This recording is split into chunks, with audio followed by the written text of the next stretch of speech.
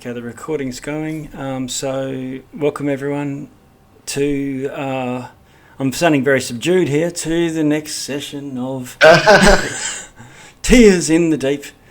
It's only 8 o'clock here, you know, on a Saturday night. But yeah, so it took a little bit while to get all set up with us all. We may see Morwen, our Sea Elf Ranger, pop in later in the session, and maybe near our sorcerer, but for now they'll just be off camera. I'm busting out my pirating garb today, which we went to Halloween for it was actually a Victorian era masquerade, and everyone had these huge white wigs and powder on their faces and went straight out of Lestat vampire sort of period. Thought, hang on a sec, you know, pirates were in that time. Why not? Why not? So anyway, I've got something to wear that's thematic. So short back and styles don't quite cut it, but I don't have a wig and or contacts because I've got like trifocals. You know, that's what happens with a bit of age. Nice. Yeah, but you can see on screen where we left off last session, which was a month ago now. You can't actually see your boat on screen. Let's see. It was even longer than that because last session we did the nightmare session. Oh, that's true. Yeah. So it's probably at least 6 weeks ago since we did this. Yeah. Yep. Yeah, because we missed we missed a week. Well, to jog your memory, by way of jogging your memory, you have encountered, basically just on your way to Dragon's Roost, witnessed some nefarious activity on the beach. There's some guys hiding out in a little boat, and as soon as they saw you, they opened fire and crossbows were flying, and a big fight started up with them with very good cover behind an overturned rowboat on the beach. And of course, the party sprung to action, raced down to the beach, and there was a big dust up. The only survivor, one of them seemed to almost get close to getting away just by swimming out to sea. End up getting sort of shot to death in a hail of archery from the shore.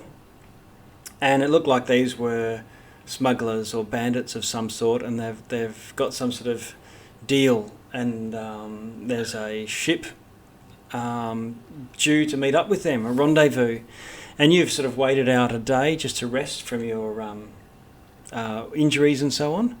And then of course later that night a ship did pull in, and Morwen, your resident sea elf, did a bit of aqua scouting, went and had a look, and there was a lot of trying to masquerade as with the signal lantern, trying to masquerade as the smugglers on shore, trying to coax. I think you were trying to coax them to come to you, and nothing happened. I think then they started to.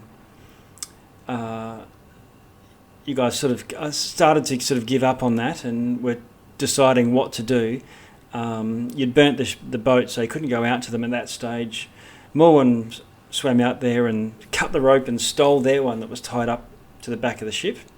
All eyes were on the shore, so she was coming from the seaward side, and at that point you could hear some sounds of battle, and even a couple of cannons go off, and the cannons are shooting down into the water right near the ship, and there's no other ship around that you can see. Bear in mind it's dark, but you would see the outline of a ship. It's not that far offshore that you couldn't. Too far for dark vision.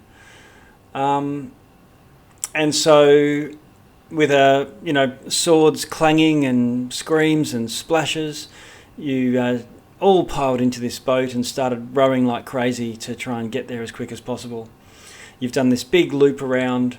Some of the sailors seem to have jumped into the water and started swimming for the shore, and you've seen a couple of them just vanish underwater, like clearly not duck diving or anything. They've been pulled down. Another one, this sort of spear or something, swimming, doing his sort of freestyle through the water, and a spear of some sort, or a trident, or, with a barb on it, speared up through his neck and then pulled him down head first. And Mormon said there's some sort of sea devils under the water, and so, being very cagey, you've done the big loop and come around at the back of the ship, and I can see you on camera there. So Ed, Felwyn. So Ed, Furbolg Druid, Felwyn, Halfling. I was about to say Hobbit. We don't have hobbits. Halfling Artificer. Gnome. Oh, Gnome. Oh my God, I'm a terrible person. And I know, I'm a terrible person. Coritan, I'm going to pretend that you're a half-elf paladin. Is that right? You got it. Oh. Good. Yeah.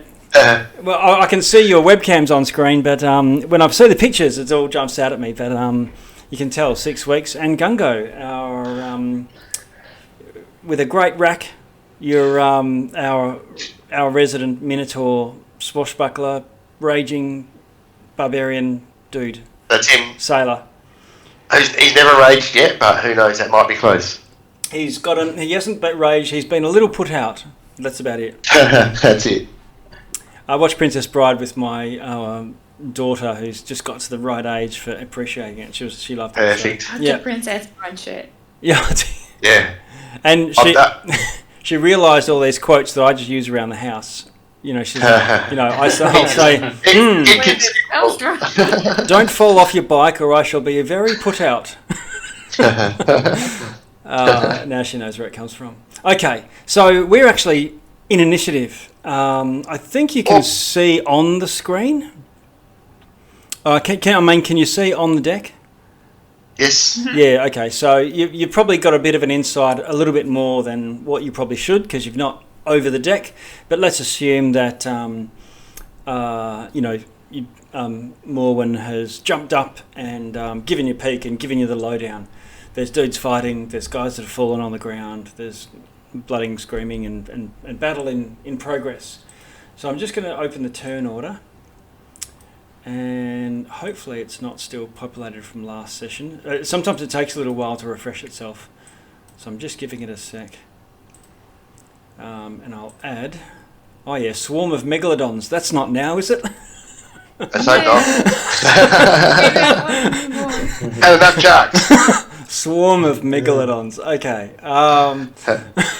And lair action. So I think we'll get rid of that too. All right. Okay, so if you want to put yourselves into the marching order, into initiative, Okay. Felwyn, do you want me to just add you in there? Is that? Yeah, I forgot to click on myself. Oh, look at that. We're terrible. Yeah. So That's slow. a terrible initiative roll. Oh, 2. Right. Okay. We've got a 16 from Elric. He's off to a start. And I got Firefox installed and everything in that rundown. Yeah, cool. Oh yeah, I'm good to go. You know that there are sea devils around, and you know that there are, what do we call them? Smugglers. Well, it'll be over by the time we get there. Okay, got a 15. Okay, and I'll just sort that. Okay, so the smugglers go first. So you hear, I'm paraphrasing here. So yeah, you hear some sword strokes and pirate and battle talk, and you hear this blast and a flash of flame. So lights up some of the sails above, and you know that there's some sort of wizarding action going on upstairs too. Elric, you've just seen this flash, and you're actually one of the first to action. What do you want to do? Have I boarded yet? No, you're in the boat, and the boat, your little rowboat is alongside the back of the ship, Okay. and there is a rope, and there's elaborate woodwork and things on the rear of many ships. It's pretty easy with handholds or footholds and things, but you've also got a rope you can grab onto. It's about 9 feet from the water level to the top of the railing to hoik yourself over. Okay, I'll climb up the rope then. Okay. And get into the back. Yeah. All right. So let's say that's 10 feet. I'm just going to move this boat out of the way. It's sort of getting a little bit in the way. So it's going to cost you 20 feet of movement to get onto the deck. Okay. And you get up there, and the first thing you can see is a dead sailor, only a few feet away from you. There's a well-dressed guy with a sword, and in his other hand he's got a pistol, a flintlock or matchlock of some sort, and he looks like he's just fired it. It's got smoke coming out of the barrel, and there's a sea devil there clutching a bloody wound on its side. There's also a guy in robes with a wand in his hand, and he's also standing near the officer, and another smuggler also in battle with a sea devil. Okay. It's dark, but you can see there's also battle going on further down the ship in the main deck and also the forecastle. Let's see here. I think I'll just kind of stand there and hold my action until I'm attacked.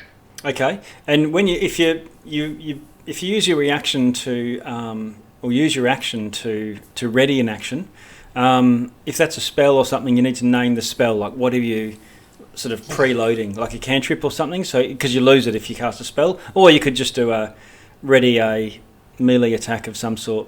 Whatever you sort of cock. I'll ready my thorn whip. Okay. All right. So you've got thorn whip. You've fully cast it except for the last syllable and ready to whip something that comes into range. Okay. Yeah. All right. If a problem comes along. Yeah. Mm-hmm.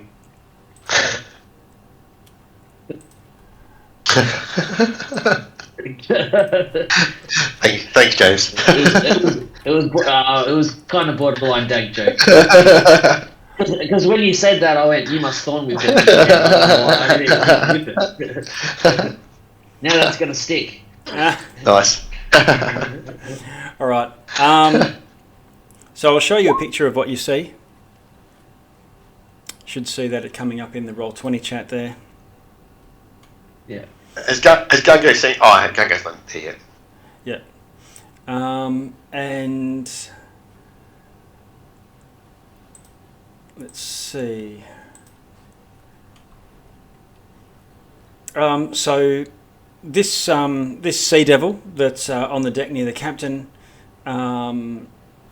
stabs the captain with a spear, wielding it in two hands. Runs him through, and then pulls him in, and he opens his mouth up really wide. If you've seen a fish that looks sort of a bit nondescript like a pike, but when they actually open their mouth and swim forward, they suddenly turn massive, or a shark. You know, once they actually go for it, their mouth opens up incredibly wide, and it does so, and it pulls him in and then chomps down on him. That is enough to actually drop the captain. Let's have a look. And he pulls him down and drops him down. And then another of these sea devils comes, let's see, 1, 2, comes flap, flap, flap, flap, flap. They've got webbed feet and long toes, running in flippers. And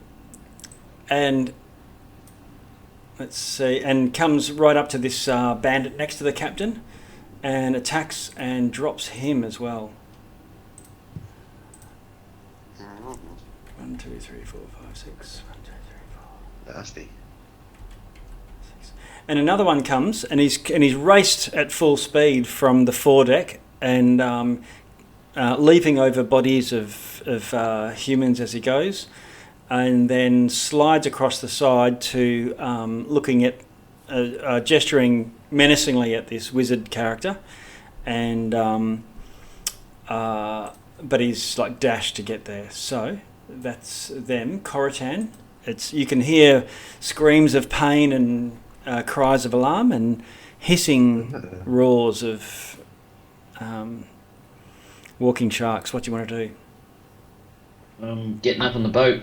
Okay, you can do that. Yes. So you come up next to Elric, and that costs 20 feet of your movement to do that. Okay, so I've got 10 feet left. You do. I guess, how far would that be? You can get within range of one of the sea devils if you go diagonally across. Down here? Yeah. Yep. So you race down to the southward side of the rail where there's a sea devil, the one that just dropped the captain. I will attack him. Okay. What have you got? Sword and shield? No, just greatsword. Greatsword. Oh, okay. Yeah. 14 hit. Okay. Pretty low. Yeah, so you strike in, and they do have thick, scaly hide, but not up to the task of defending against a Coritan wielding greatsword, or a greatsword wielding Coritan. There you go. Either or. Could I use my action now? Oh, you can, yes. Is he within 10 feet of you? Oh, what's your Thorn Whip range? It's a 30 feet, and I was thinking about pulling that guy away from the mage after I saw these two. Oh, right. Okay. All right. Well, we'll just get Coritan to roll his damage, and then you can jump in with your Thorn Whip. Great. 13. All right. I don't know if you can see the damage track, but basically you badly injure this sea devil. Another one of those, and you'll probably decapitate him. You just get the one attack. No bonus action. And so Elric. No bonus action. Okay. Thorn Whip goes off. Right. Okay, hitting armor class 12 with this magical whip that you summon. And which one are you targeting? The one over by the mage. One's about to attack the mage. Ah, yeah, okay, all right. So you hit him. What does he have to do? He takes 2 points of piercing damage, and then he needs to... Sorry. That's okay. Chat. So we can see. Sorry. Ignore the rolls. I'm trying to get it. Sorry. You're right. It says he just pulls it 10 feet closer to me. There's no save. So. Oh, okay. All right. So I'll move him 10 feet closer to you. There we go. So you drag him along into the middle of the deck now. He's not near any rail or anything. That's your reaction. So we go to Gungo. Okay, so Gungo's going to hop up. Hang on, let me go like this. Hop up here, and then move into here. Mm-hmm. Get out his rapier. Okay. And pierce this guy next to Cortan. Okay, so you've rushed into the throng of melee in the. I forget the deck. I don't know. I should have done my homework. Poop deck, foredeck, whatever. But yeah, where the main dust-up's happening in the middle. Yeah. All right. So rapier in hand, attacking the thorn-whipped guy. Is it? 14. No, attacking the guy that Cortan hit. Oh yeah. Okay. Gang up. What? 14 hits. Okay, so I'll get a bit of sneak on this as well. It's 2 dice 6. Is it 1 dice 6? It's just 1 dice 6, isn't it? It's rolled it for me, sorry. 11 damage. Okay. You do your Inigo Montoya thrust and take him in the throat, and he drops dead. Alright, and then as a bonus action, he's going to use his... He's never used this before. Hammering Horns. Okay. After you hit a creature with a melee attack, as part of your action, you can immediately use a bonus action to attempt to push a target within 5 feet of you. So that's I'm going to do this guy here, the thorn whipped guy. Okay. So he's going to make a DC 13 Strength save. Okay. And did you say you put it in the chat or? I can put it in the chat. Let me have a look here, I think. There we go. Okay, so immediately after you hit a creature with an attack, you can use the bonus action to push that target with your horns. Oh, okay, to push that target. yeah. Okay. Okay, well, okay, that's right. Oh, well, is it okay to change it to the guy up the top there, hitting him then? Because I thought I could use it against a different target. Yep, okay. Yeah, so that other guy next to Cortan would still be there. This guy here took 11 damage then, and then... Okay. Okay, yeah, push that, yeah, okay. And so he's going to make a DC 13 strength check then, this guy that I hit. Strength check, okay, here we go. That's strength save. He fails. Yes. Yeah, same thing. So push him 10 feet away. So I'll try and get him over the side if I can. Okay. So the target must be in front of you. Number of the one size larger. You can push up 10 feet away from you. I'm going to say he goes. You're going to have to line this up. So I don't know if you've done this much before, but I don't know if could you have gotten to this point here. I don't think so. It's 20 and then 2 squares. You probably didn't quite have enough movement. Probably not quite there yet. Yep. Okay. So you don't quite have a line, and he bumps and stumbles into this mage. So and he can't move through that square. So it doesn't knock him down, does it? No, it pushes him up to 10 feet away. Okay. All right. All right. If you hit something that he can't go through, then he'll stop there. So. All right. Okay. Felwyn? Okay, I'm gonna try climbing up. Okay, that's no problem. Whoop, I'm moving the boat here. So you are now up the top and can see still a couple of sea devils there. 3 of them. Okay, I'm gonna shoot the one that's straight in front of me. Yep, you got a clear line of sight. I do have a clear line of sight, so let's use my pistol. Okay. Is this That's your enchanted my enchanted special thing? Yep. Awesome. 15 hits. 15. Boom. Damage. Oh. 11 damage straight through straight between the eyes, and he drops dead. Right between the eyes. Do I have any? Well, actually, I don't need the move. I got range, so I'm gonna stay put. Yep. Gungo's obscuring the others a little with his bulk. Good idea. So, how much movement do I have left? How far did it take to get up there? You got to. Oh, you can move one more square. Yeah, because I don't have much movement. Yeah. Because you're a gnome. I'm a gnome. So I'll move one. Okay. You've still got a wall of Gungos and Corotans in the way now. Yeah, wait a minute. So maybe I'll move one. Yeah, okay. If you're trying to just get a line on trying to get a line on... Yeah, I don't have many options. Elric's next to me there. You could move next to Elric, just to the... Up that way? To the west of him, and that'll give you a line on this guy here, one of them at the back. Because the 2 pirates are laying on the ground there, dead. There we go. And what are you going to do from there? Or you just... Yeah, I got my shield, so I don't have my second weapon, so I can't do the second shot. Okay, so you're just repositioning. Yeah, I'm just repositioning. All right. Okay, the smugglers go, and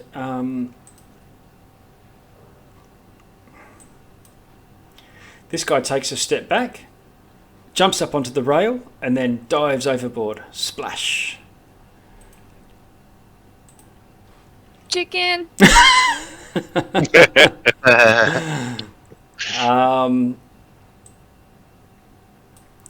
And I think that's it. You don't hear any other sounds of battle, but you can see that these remaining sea devils spin on their heels and look to you two.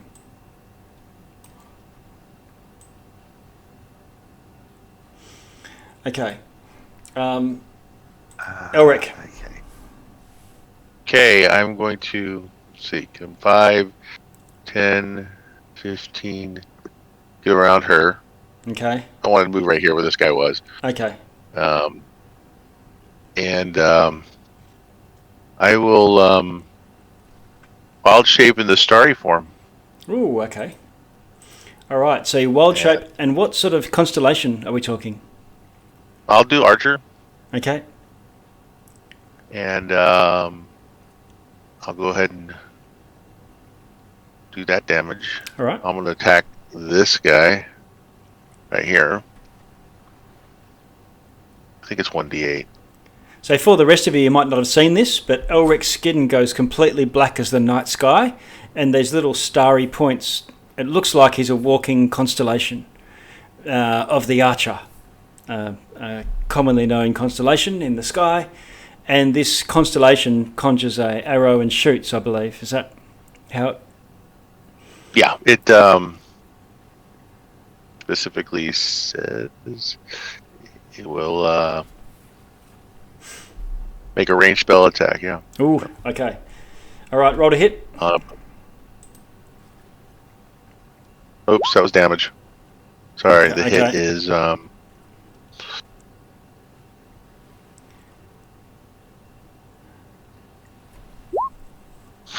Ooh, I'm across 13. 13 hits. for 8 starry form damage. Okay. I think it's radiant damage. Okay, well he hisses at you and does not like that one bit. Okay, I still have an action, because that's a bonus action. Okay. So I was going to hit him with my Thorn Whip. Okay. And that won't hit. Never mind. Oh, okay. Sea Devils go.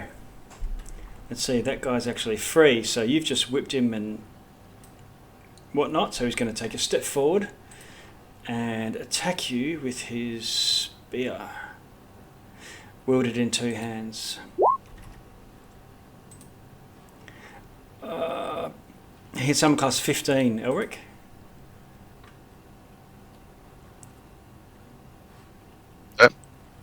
Does that hit you? 15 hits, yeah. Okay. All right. He's using it in 2 hands, and so he does 9 damage with the spear, and just like he did with the captain, he then pulls you in and takes a bit of a chomp. But in this case, missing, and you duck your head to one side.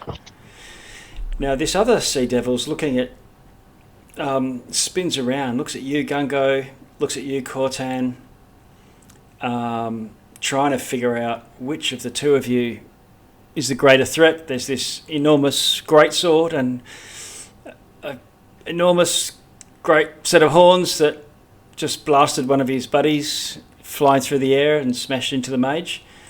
And so he sort of goes on the defensive and waves his spear in a flourish, takes a step back, and then dives off the side.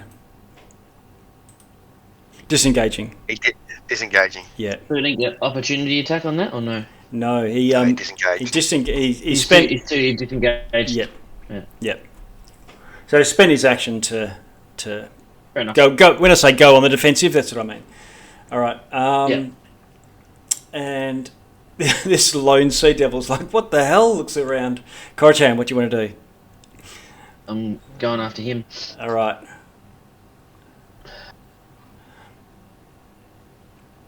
No mercy. Yeah. Of the sea devil.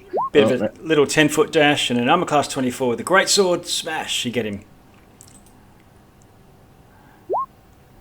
Oh, 13. Okay, huge hit with the great sword. Leaves this guy clinging to life. He's still standing there, but he's got blood gushing out of his torso. But he's still standing. I don't want to waste anything. No, I'll leave it as that. Okay. Gunko. Tag team. So he looks pretty nasty. That pretty beat up, that sea devil, doesn't he? Oh yeah, very badly injured. Okay, Gungo's going to rip out his crossbow. Okay. Head over to the side here and Yep. to see if he can see the one that jumped in or any others down in the water there. Okay, it looks like he's jumped in, taken 2 steps, but you cannot see. He must have dived straight down with Okay. whatever was left of his movement. So you can definitely see there's splashes and ripples, but you can't see the sea devil now. Alright, so he'll just hold his. Oh no, he must. Screw, he'll just turn around and shoot this guy then. You can hear a bit of splashing around the okay. back of the ship. He'll hold his action then. Yeah, he'll just have the ready action, and if one pops up, he'll just put a crossbow bolt in him. Okay, all right. Felwyn. Are there many others like below us? Can we hear fighting below us? Or No, you can't. You can't hear any fighting aboard the ship.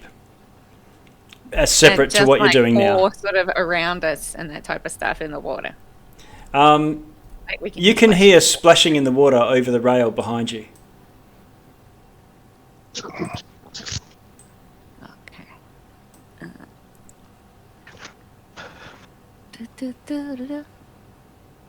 I'm going to shoot the one guy that's left. Okay.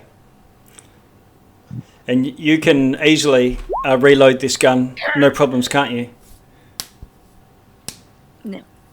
Oh, didn't you missed? Okay. Yeah. But it was impressive reload. Yeah, it was just like. Okay. No. All right. And I'm going to yell out to Morn because she hasn't come out. Secure the dinghy to the back of the boat or something.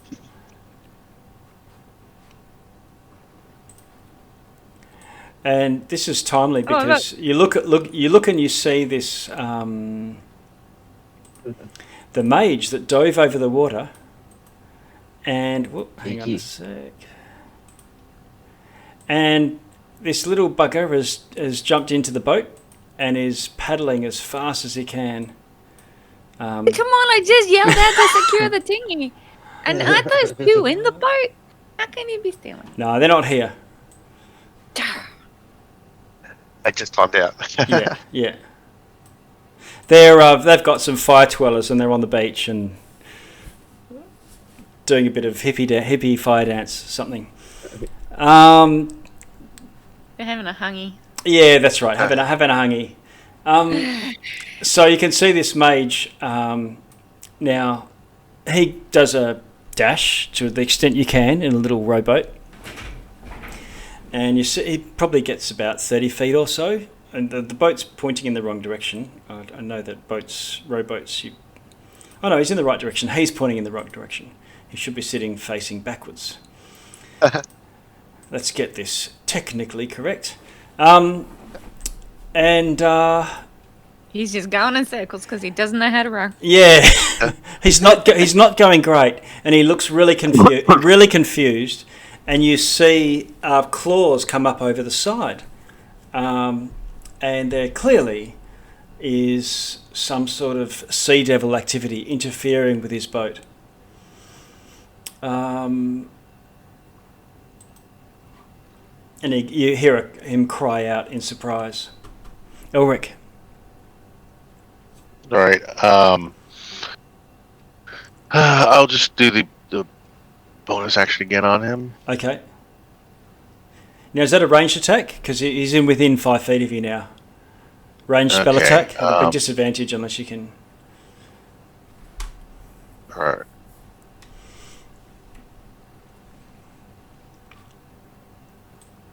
Well, I'll back away then. I'm going to run back over here to Felwyn and I'll risk the opportunity attack. Okay. All right. So this guy will definitely take it with the spear. But he misses. So you dance over to Felwyn. Then you can take your shot. And then I will...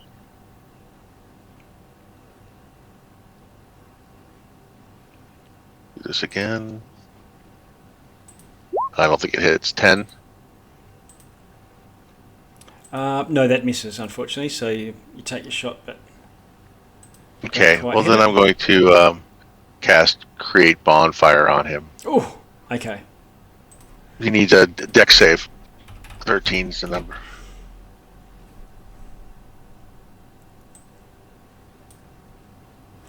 Okay, dex save goes off.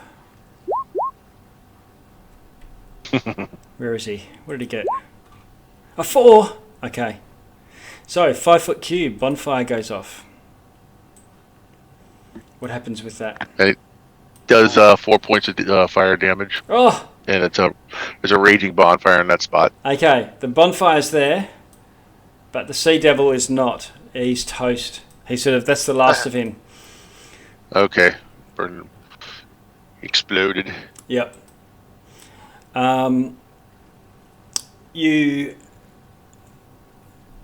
see, I guess don't go over your shoulder. You're right near the rail. Maybe Felwyn as well. You're close enough to see over the back rail of the ship.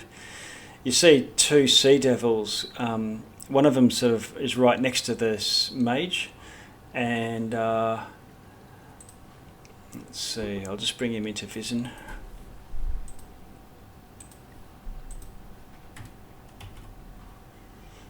I don't know if you can see him there on screen now. Yep. Yeah. Yep. Yes. Okay. Here to the D2. Yep. Okay. So,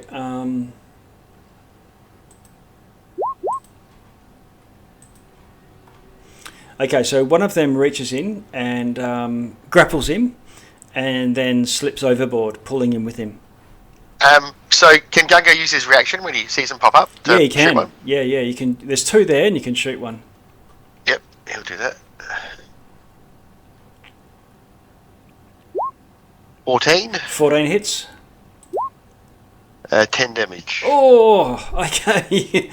One of them reaches up to grab this guy and cops your crossbow in the face, and then drops. And the other guy failed to grapple. He tried as well, but he's still low down behind in the water mostly. But he's got his claws and his face up over the edge of the boat.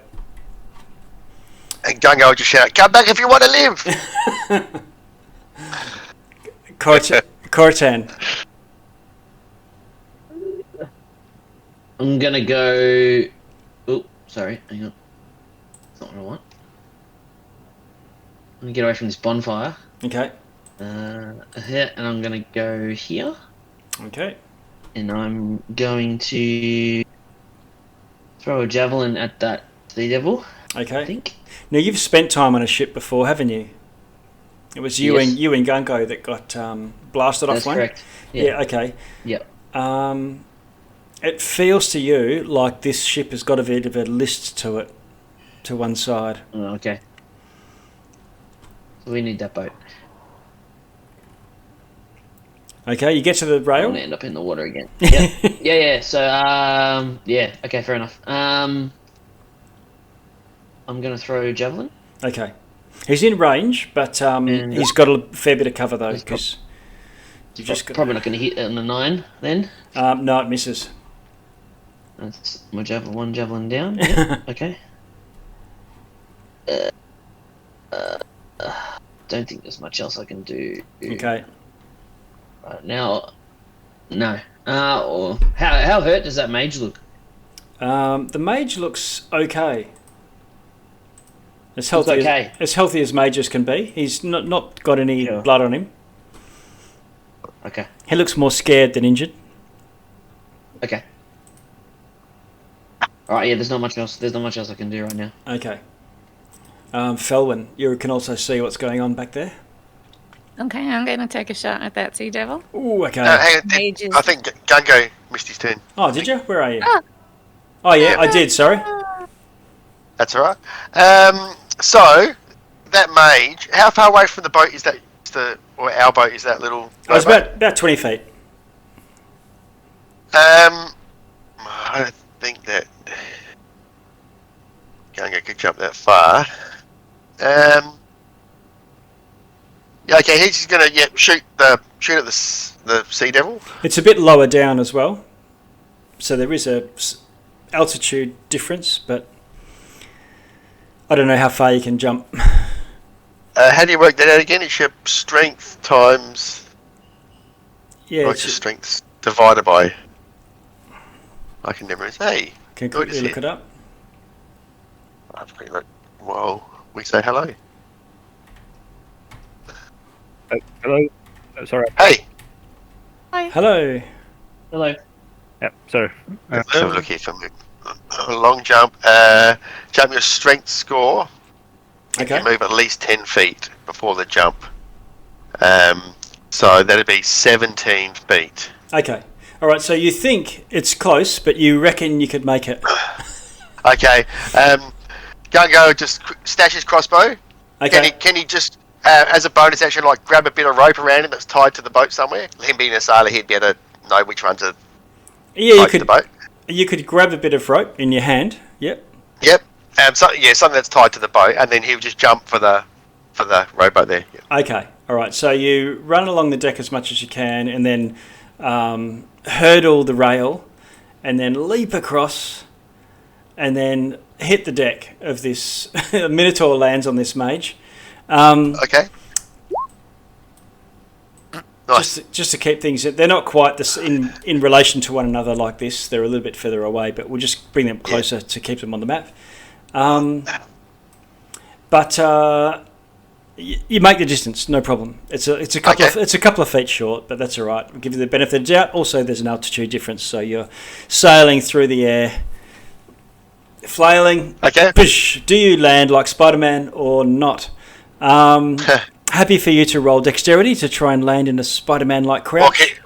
With a jump, I think it's athletics. Can you do that, or? It's athletics. You can do athletics instead if you wish. Here he goes. Here he goes with athletics. Oh, okay. So you land and do your. Doesn't even rock the boat. Yeah, you can Hero land. pose. You've even got time for a Black Widow like hair flick. Okay. All right, and this mage and Here's a horn flick. You give a flick of your mane and a nod and a wink, and you're there amongst the throng. All right, nice. Okay, you've only used you've stowed your crossbow. You've used that free action for that. Yep. So you can't really draw a sword or anything. No. And you're holding a rope, I think, but you've got your horns. You are armed at all times. Okay, so he can take a hack with his horns, can Yeah, he? He'll yeah, do that definitely. then. All right. Absolutely do Who are you going to headbutt? Sorry? Who? Who? Oh, the shark boy. Okay, all right. 21. Oh, okay. You smash him. Roll damage. Nine Oh damage. my god! You smash him with your you launch through the air, land on the boat, smash this guy and gore him. It's like some horror from the Running of the Bulls, and you impale this guy on your horns and then toss him back into the water. And it would just say too small when he throws it back. Okay. He whacked it up the All right. Okay. Now, just before we go on, Nair, I think you've done your initiative round. You're off in the water here. I'm just going to put you in the middle of the deck. I think he was just taking a second to do a quick prayer before the combat. Yeah. Okay. Yeah. And I'm just going to slot you straight in after Gungo. So you're not sort of waiting another 6 activations before you have a crack. But welcome. Yeah. Again, sorry I'm late. No worries. What do you want to do? Okay, what do we see? So, there's 2 explosive-looking thingies. Are they enemies, I suppose? Or No, that's bonfires. Yeah, there's a bonfire going that Elric has sort of conjured. okay. I don't see any enemies or anything. No, you can't see any living enemies right now. No. Okay. Well, just in case, I'll cast blast on the other 3 that I can see. Okay. All right. So you cast your bless, and that goes off. No problem. And yeah, then maybe crouch somewhere in the corner and hope not to get hit. And that will be the turn. Okay.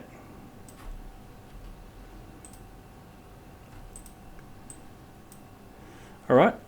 Sorry, I'm just also looking at you getting your camera up and going as well.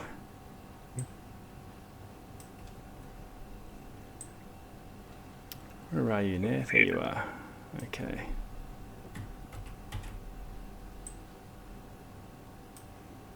Okay. So yeah, the buzz would be, I guess, on Felwyn, Hortan, and Garango. Okay. Sorry, Gangorondo. Gungarongo. Gangorondo. And you can call him Gago. All right.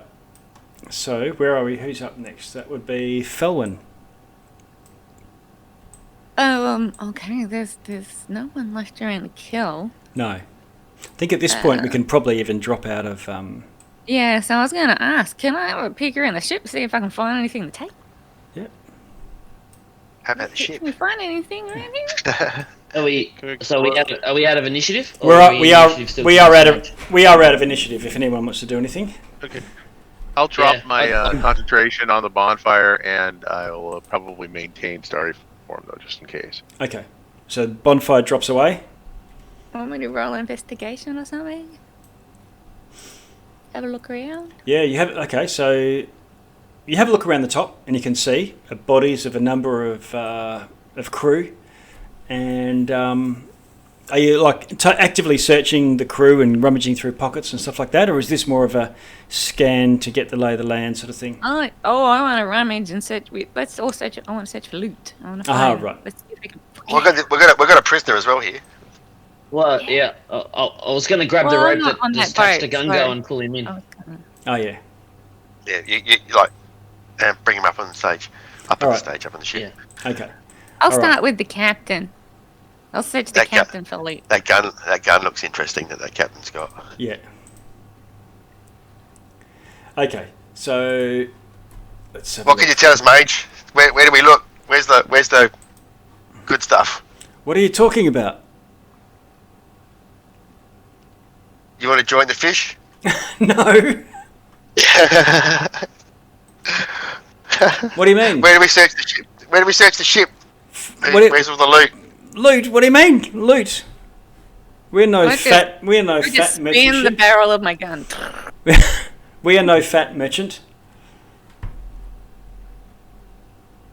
What are you doing out here? Well, and I must say, thank you for rescuing me. I was going to be shark bait, surely. Maybe the least of your problems, Mage. Oh no. Okay, what were you guys doing out here? Well, I'm a deck wizard. Many ships hire on mages. It's a common thing. And I'm the deck mage for this ship. I didn't ask what you were. I'm like, what were Oh. you doing out here? Well, I guess the captain is planning on picking up some merchandise from the shore there and on selling it. What's the merchant? So who's he selling the merchandise to? Some savages that live further to the north of here. What are you getting now, Mage? What are the, What am I going to do? I guess I'll hire on with another ship. Or maybe be indentured to this one. I think this one's thinking, isn't it? Yeah, I don't like the look of this one. And he sort of tests his sea legs and see, can you see? I think they came up from below. Did any other crew survive? None on top. And he looks up and he sort of Call out to your friends. he calls up and this face appears over the crow's nest. Who's that? Who's that? Who You is that up there? hear a sort of a young voice call out. It's Johnny, sir. Come down, Johnny. Okay. Well, Johnny comes No down. funny stuff. Johnny comes down, and he's got a light crossbow, not loaded or anything. Slung over his shoulder, and he scampers down the ropes. And all the ones that jumped in the water, they were taken. They were taken, weren't they?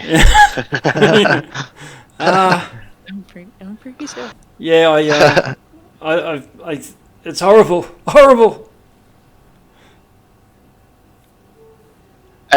We'll get you back to shore. Johnny's How got many a, men are needed?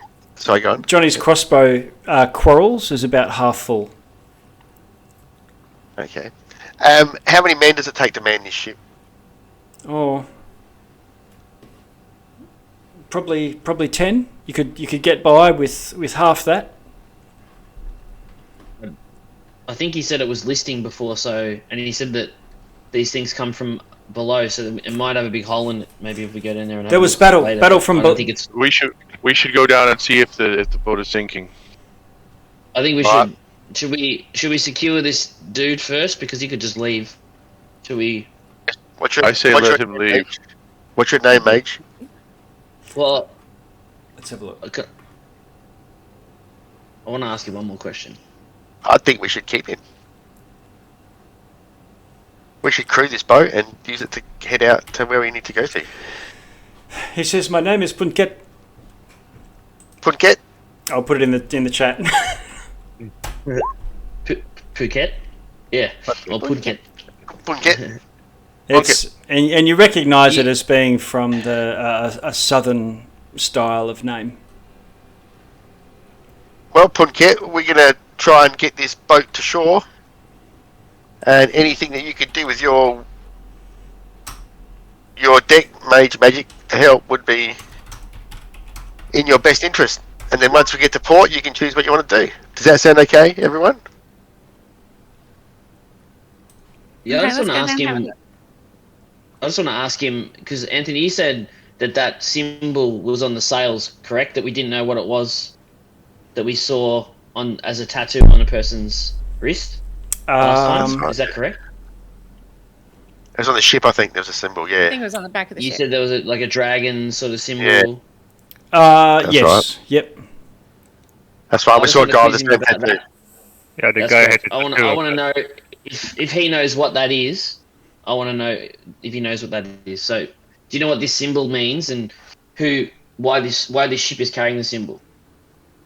I'm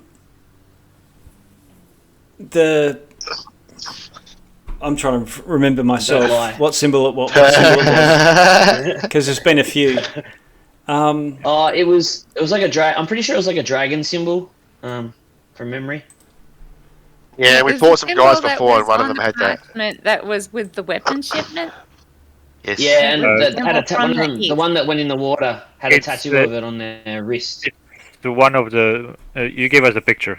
It's the list of the pictures. Oh yeah, It's like you a might be right. Oh, we probably like have a it. in our flower hand. kind of thing that looks also like a face of a dragon with a. I'm just having like a look. the- Yay, Ah, it's on the yeah. banner. Okay. I've got it. I'll bring it up on the chat. Yeah, that's it. Okay. He says, "Oh, that's the organisation that this boat is owned by." What can you tell us about him? Yeah, well, they're called the 10 Thunders. Okay. They hail from the east, What's their and they what's their goal and what do they want? and well, I guess I don't know about their goal, but they have amassed power, influence, and wealth. Sounds like pretty much any other organization. Well, they tend to not really comply with any laws of any state that they operate within, and you get a sense that he's talking about like any other organization. You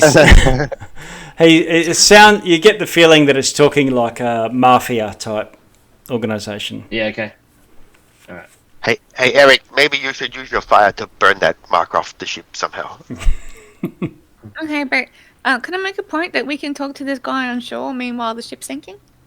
Oh, is it? Yes, we should check it out. Okay. Let's go, Mage. Let's go, Pocket. Let's go have a look. Okay. You too, Johnny. All right. So let's. Can I search the captain and stuff too? Did we do that? Yeah. I'm just getting to that. Oh, sorry. Yeah, so the captain does have a flintlock pistol and some pouches with the powder that you all would have heard of or known for some of you, and some steel or iron balls that are used to load it. Some of you will be familiar with these, and starting to become more common on the seas, at least. And That looks nice. running your eye along the ship, you can see a couple of large versions of these poking off to either side. Was it just a regular pistol? Yeah, it's not magic or anything. It's nothing like an artificer's weapon of choice. Does anyone mind if I put this in my belt? No. All right. You have to show me how to use one of these. You have to show me how to use one of these. Yeah. So we can practice. Okay. We're far, far away from everybody. So, Gungo will grab it. Okay. His belt. All right. There's a gold ring on the captain, probably worth about 30 gold in jewelry value. 10 gold in coin, just in a small pouch. Oh, what now? We have a. There's Didn't we have yeah. party treasure? There is. There's a in There is. the chats. There's a party treasure handout. Here you go. You can I get can edit into. here if you want. Okay. So Okay, you can do that. 40. I say 30 GP ring and 10 GP. Let's put in there from pirates. Yep. Cool. Or smugglers. And the couple of bodies of the Saugan didn't have anything on them worth. No, they look like they've got what would stand in for jewelry, but it's sort of shells and bits of coral and stuff. Maybe it's worth something, but doesn't look valuable from a mainlander's perspective.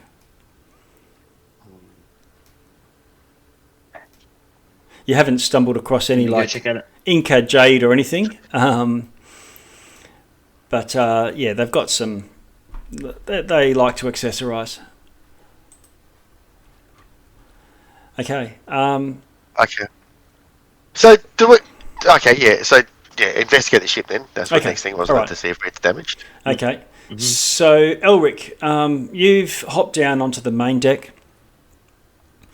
The map's got a boat upside down on it, but of course that's the boat that's in the water right now. There's a grill or grate across the middle of the ship where they would lower storage. There's a few closed doors you can see, many along right where you are on the south side, and there's one that's open on the far side leading into the foredeck and forecastle. You can see down here. Okay. I think we should explore. Mm. I agree. Yes, there might be some more survivors down there. Hey, Punky, So anything? I'll- Anything we should expect down there? Well, there's more crew down below, and a couple of the savages I spoke about as emissaries. All right, let's go Okay. take a look. Okay. Just for RP, So- I want to say that why the guys were interrogating the fellow, well, I think Nora was going about the corpses and cleaning it up with prestidigitation, closing their eyes, and like putting them in more dignified positions. Okay. Preparing All right. them for Very nice. real later. You're a nice man. Yeah. Barrier to sea, overboard. Okay. Okay. So let's go. Oh, and by the crate, is it? Can we see inside, like with the moonlight, or is it too dark? Because there we have dark vision. A lot of us. Yeah, you can see what looks like rolls of carpets beneath you. But no movement. No. Okay. Yeah. So I'll move over here and take a look inside. Okay. Can't go, I'm okay. gonna come along with him. You can't go alone. Come on, Punky, Johnny, let's go. All right. Yeah. I'm going to move you to a new map, which has got a new floor on it. Coratan and Gungo. I think that's everyone.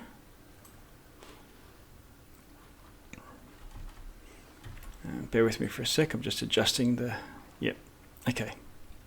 So this is a next floor down. So as you open doors and things, it'll go through to the other side.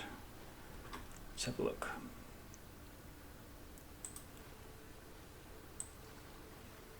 All right, so the door that's open, I'll just open it. And you should see there into a very small room with a couple of hammocks, and you can see one leg laying on the ground, poking out to the off from behind the door, and there's blood on the floor. Okay. I'll go in. And there's a bit of a sort of flapping sound, and you can see there's this tiny reptile with wings, sort of looking at you. It's sort of clinging to the side of the wall like a gecko. It's about 2 feet long. Is it a threat? Is it threatening? It doesn't look like it. It looks a bit more scared than... He said it was Okay. winged. Well,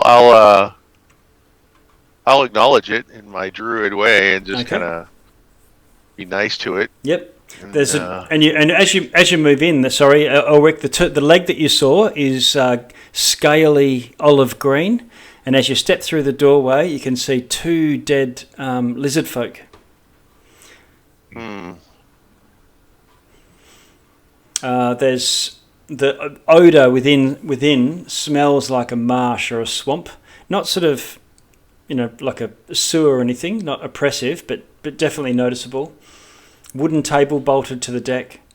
There's a silver jug half full of liquid, knocked over, and a couple of pewter mugs. A couple of chairs, both overturned, and a hooded lantern swinging from the ceiling. Do you have dark vision? I believe so. I don't think so. Okay. No. All right. So it's pretty dark in here, and you can see a door in the back of the room. Okay. Does the creature react to me talking to it?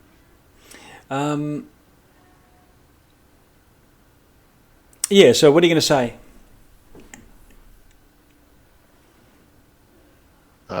Don't worry, little guy. Sorry, your owners are dead. Okay. It sort of looks at you and it hisses, and it's and so you get a sense that it probably can't talk, but you do get a sense in your mind of it sort of if its psyche touching yours, and it sounds a little bit scared. Oh. Well, we won't leave you behind if we have to abandon the ship. But we're going to keep looking around and see if there's any more bad guys. Okay. So hang tight, little guy. Okay, well, it sort of flaps up. It seems as if it's understanding you. Can you roll a nature roll for me? Sure. Okay, so it looks like it does. It's not sure whether it believes what you said or not, and it sort of scarpers into one of the hammocks and then hunkers down, sort of completely out of sight. Okay. Speaking of one of the hammocks, I'm going to actually take out a knife and cut one down. And Okay. Tuck it away in my backpack and keep one. Okay, you can cut down a hammock. Smells a little bit swampy. Looks like these lizard men used it as a berth. Okay, I'm Can going I, to prestidigitation on mine and make it all beautiful. Yeah, you can clean it up a bit. There we go. The jug looks pretty good, pretty cool. It's actually silver. Nice. Silver jug. What's the liquid in it? Can I tell? Red wine. Just having a sniff. Oh, Yeah. There's also a chest you notice on the floor A chest. underneath one of the hammocks. Okay. Is it open? Can I check it out? You look at it and it's got a lock on it. Oh boy. I guess I want to search the dead guys for a key. Okay. You have a hunt around. Can you roll a perception check for me for now? Okay. Ooh, That was better. Okay. You do find a key, and it looks like it's been dropped. It's on the floor. Okay. Does it open the chest? Can you roll a investigation for me?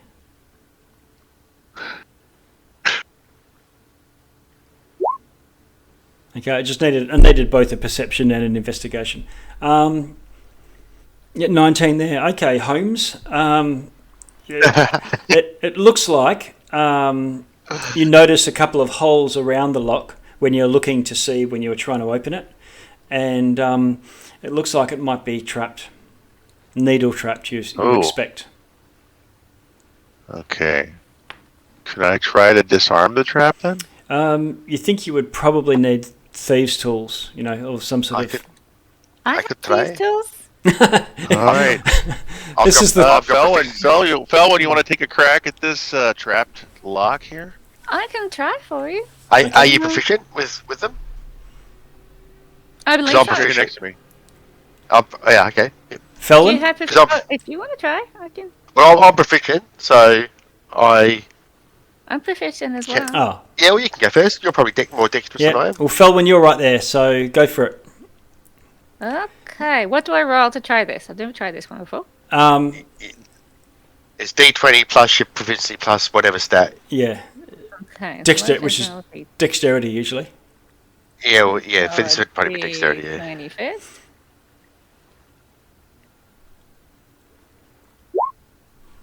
Oh, nice. Okay. So that's it. And then my proficiency. Where would I find that? That'd be just plus 3. +2. Plus 2 or 3, Plus yeah. 2. Two. So it'd be 18. No problem.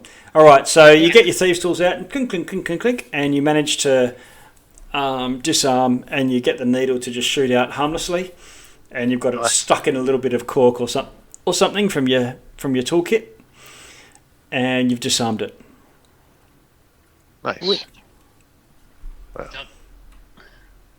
glad I saw that. And you pop it open with the key from Elric, and there are some small-ish electrum ingots, 10 of them. Oh. More I'll put these in the treasure vault. party treasure, yes. Yep. So 10 electrum. 10 yeah. Each of these ingots is worth about 100 gold. Wow. Nice. Ooh. Nice. So 1,000 gold. Yep. Nice. And these are the way that larger trades are normally made. Maybe these were payment for the weapons. Weapons. Oh. We got both.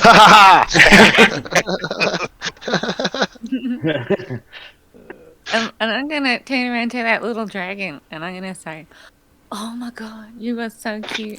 And I'm gonna go, "You can trust this Ulrich guy. He is so sweet. You're gonna want to go with him." Can I roll a nature check to try and persuade him? Yeah, sure. It was only 11. Okay. Well, he's warming to you, but not still I can't.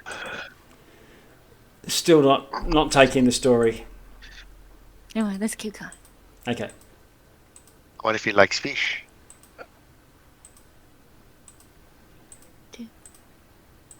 Feed him some of the dead Fishman. Yeah. That's it. sea devils. Yeah. Can we hear anything in the other rooms? Can we hear any movements or No, any you can't. Anything? Sort of dead quiet. Yeah, it's quiet. There's another door at the Check back out of the this room. room, and there's also other doors. I was going to say, since I'm standing right here, I was going to move to the other door unless anybody else wanted to take a turn. Yep. Okay. I'll cover you. So, Go and look. Okay. All right. So you pop the door open. Let's have a look. I'll just move it for you. not letting me move in there. And this goes right into the front of the ship. You can tell by the curve of it. And There we go. there's two long coiled lengths of rope, sailcloth, lying on the deck alongside a large box, large wooden cask next to 6 lengths of wooden planking, sorts of stuff you might use to repair things, set into a wooden rack. Yep. Yeah, I'll holler back to the group. Just a storeroom in here. Yep. Adze, saws, wooden mallets, 2 large metal-headed hammers, and there's an opening about 3 feet square, with its lower edge about 7 feet above the deck in the other bulkhead. Okay. The ropes I've got are an idea. the ropes are long and thick. If These are we like grab ship the ropes. plank and there's a hole, I've got an idea. Okay. I don't Make know. a pocket plank? All the planks. I know. I I mean- grab one plank with my little hand. Yep. I don't mean to be imposing, but perhaps if there is a hole, we should find it post haste. Yeah, is there any other doors or anything that we can open and look Yeah, at? there's 5 on the 1, 2, 3, 4, 5, 6, 7 doors leading from the deck where Coritan and okay. Nair are. Yeah, let's go to the next one. Do I see anything looking down that 3-foot square hole? Let's have a look.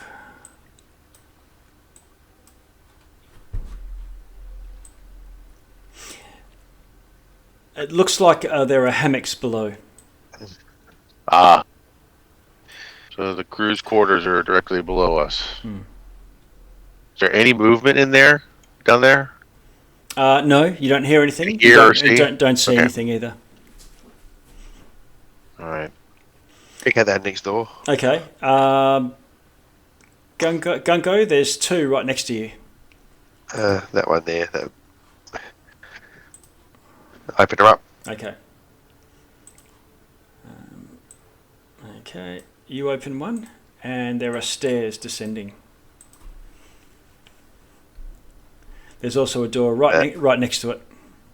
Oh, let's look at that Oh, one first stop. before going there. Okay. Yeah. All right, Coritan, you give that one a crack, and that Yeah, opens into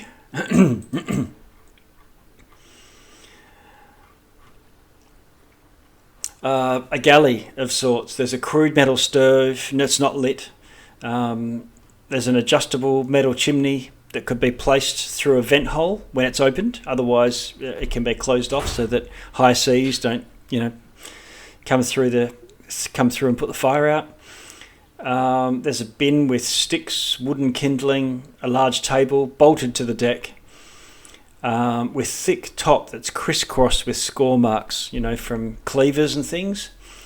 There's a large drawer, and hanging from hooks above the set into the hull above, 2 huge iron frying pans, saucepans, and a skillet. There's a large cask with clear liquid, wooden cupboard, latched shut, bolted shut, and against the bulkhead there's an upright chair. Now, hanging in the centre of the deck is another unlit hooded lantern. There's also a door directly opposite. Do you want to try that one while you're here? Yep. Sure. Okay. Whoop.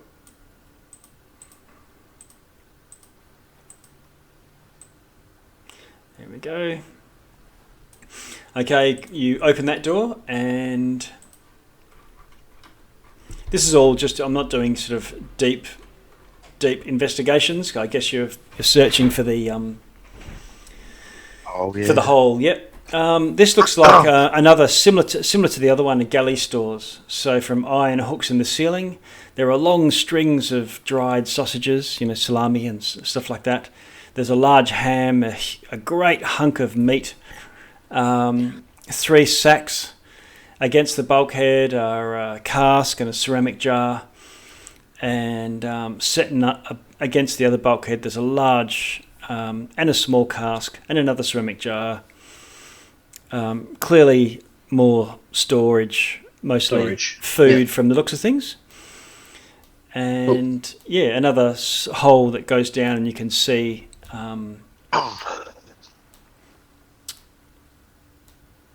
3 feet. Yeah. Hammocks. That goes to hammocks below. Yep. Jackpot. Alright, just another storeroom. Yeah, salt So beef, lots of food, though. salt beef, dried beans, flour, salt, ale, jars of honey and olive oil. Well, it seems like we so- should party. I just grabbed should a be good. Time for breakfast. Yeah. Well, okay, so you're walking around now, investigating, looking this hole just with a handful of olives. Yep, I just grabbed a piece of salt beef. Oh, pieces. Yep, have got some jerky. Ah, put that down. It's like beef jerky, right? All right. Okay, so where to from here? So we've checked out the front of the ship apart from those stairs going down, right? Are Yeah. there doors across here? There's There, doors there- here. yeah, there are. Yeah. Yeah, let's go check that before we head downstairs, eh? Okay. Can we open one of these? All right. I'll just open them Um, all and give you a quick. You Yeah. probably the others probably wouldn't be just standing around. You'd probably check out the different Yeah, ones. everybody just be checking the rooms out. Yeah, yeah. So two of them lead to stairs descending. Oh, these go down too. Yep. So you can get down from this side of the ship, and one oh yeah, hang on. Quarters. Maybe the captain's quarters, or the.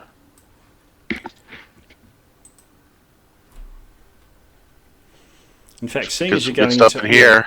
I'll just get rid of it. There's no real need for now. Okay. Okay, so the room to the south. So these are large, opulent chambers.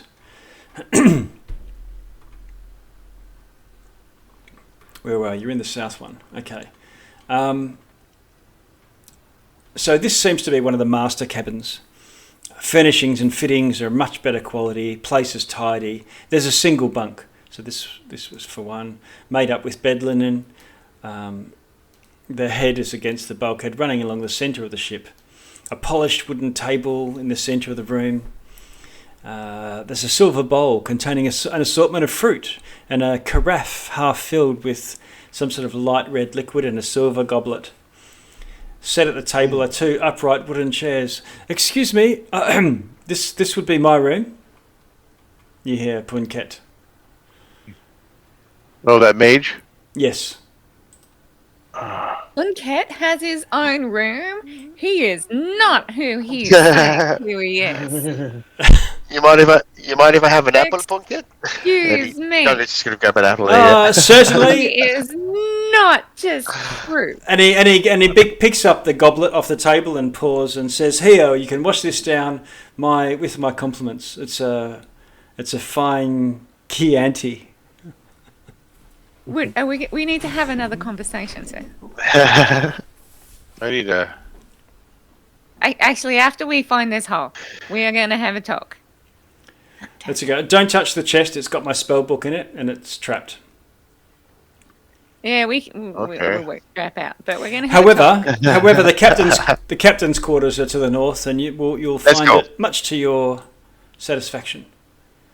Do you have any healing potions laying around that I can have real quick? Healing potions? No, I don't. Unfortunately, Oh, we have no party cleric or healer. Yeah, but no. Well, I can. How much? I got cure wound stocked, but as a paladin, but I got lay on hands. So, do you need some?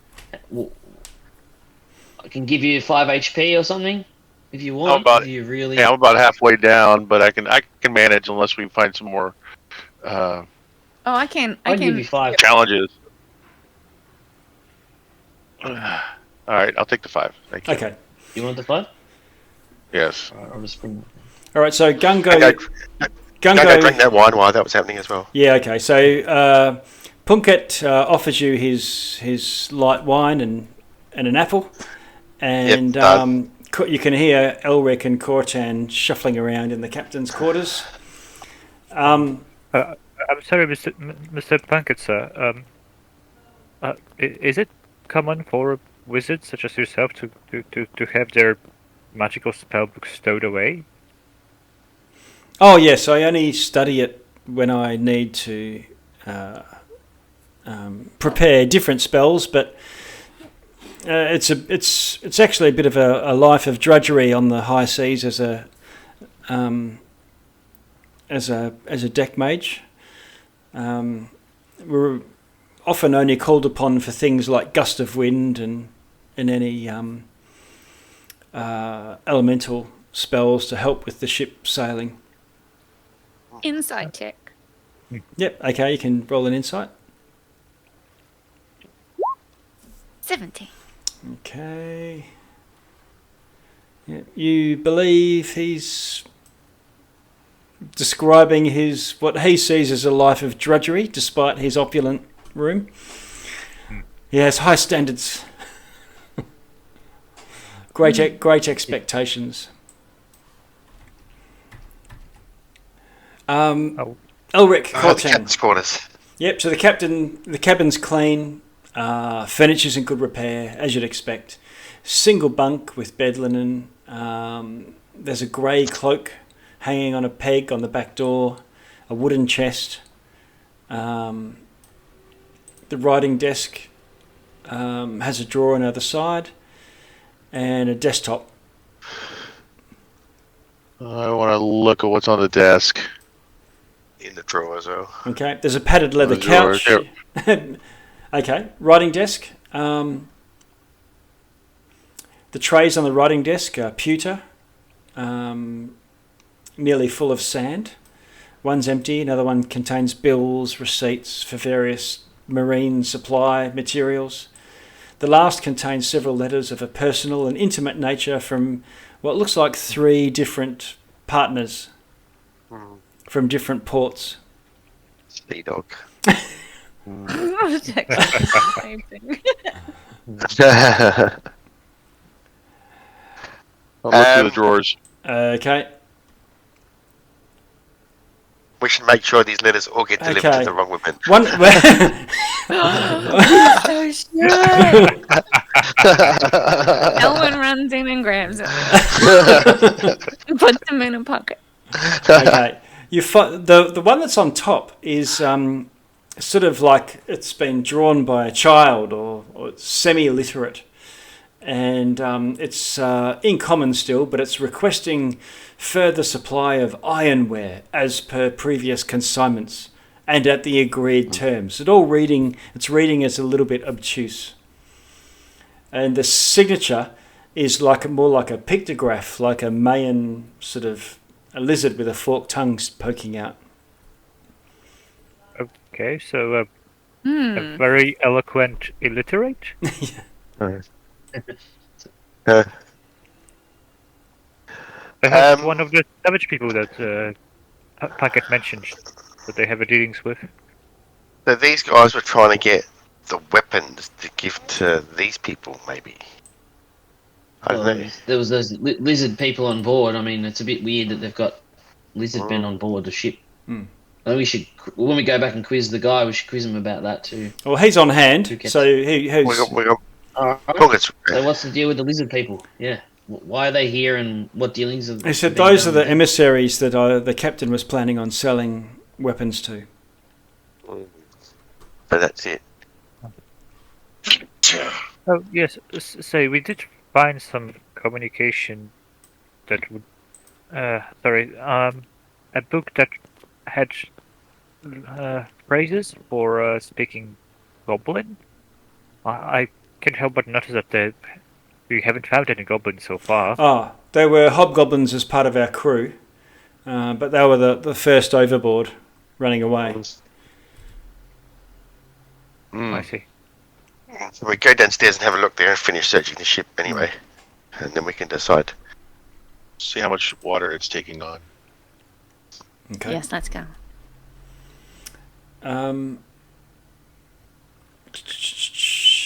Elric, Heavy, guys. Elric, you were go. going into the desk drawers, and they look locked. Oh, okay. Oh, do we need I'll some need unlock? I'll need Felwyn again. Gungo, do you want to try this one? Well, I could help you, so I'll give you advantage. Why did I say that? I can help you and give you advantage. I can help you. Emphasize. I shall help. Okay, so Felwyn, you've got your assistant giving you advantage. Let's try another one. Ooh. We'll take the 11 and then we'll add the 2. That makes it 13. And then what else can I add to it? Dexterity. Dexterity. Bonus. My dex is another 2. Okay.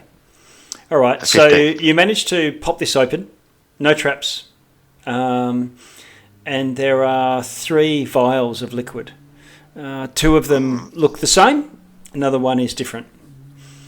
And there's also a key within the locked chest. The locked drawer. The second drawer, and it's only one. It's one of those ones where once you unlock the desk, all of the drawers will open. Has several maps of various sea and coastal localities.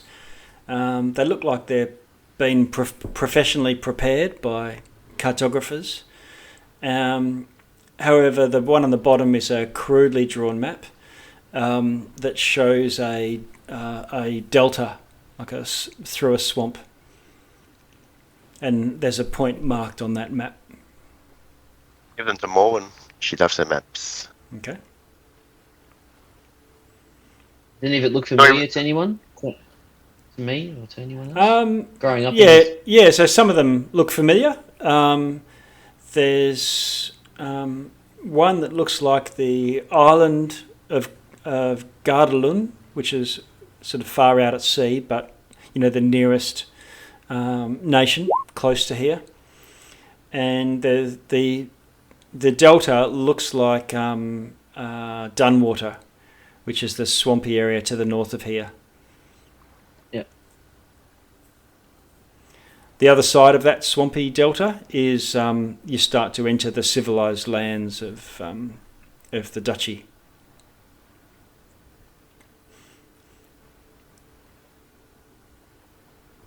I guess we go down then, do we? Yep. Okay. Off we go.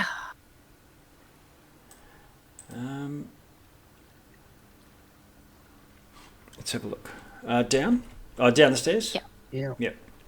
Sure. Felwyn's dragging planks with her. Yeah. All right.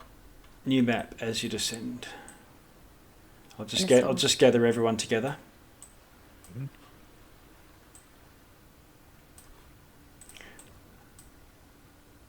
North one or the south one? I suppose it doesn't. Oh, we're all in the north, so maybe Yeah. just do that one then. That's one. Okay.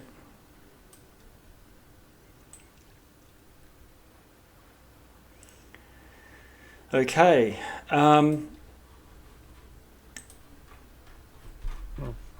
Just let me scroll back.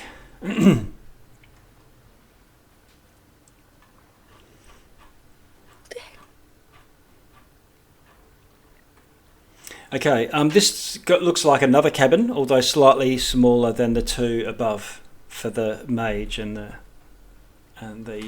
captain. It looks like it occupies about half of the stern section of of this deck. Single bunk, bed linen heaped in a pile, but it's only for one person. It's still decent, decent to not have to just have a hammock bunking with all the rest of the crew. There's a brass-bound wooden sea chest. Its lid's closed, and there's a brass box under the bunk as well, also closed. Wooden tape. All the furniture's bolted to the deck, and I just see a lot of barrels. Mm-hmm. Same here. And corpses. Yeah. So you guys are in the room next to you. I'll open that door because that was open. There we go. How's that looking now? You can go and meet up with your buddies. There we go. Okay. Wow, they were loaded. What's in these barrels? This looks like it's just a regular storage. Think of the map with barrels, but they're not full. Okay. Damn it! I thought it was liquor. Yeah. Just hoping it would be. Yeah. Hang on, let me just check.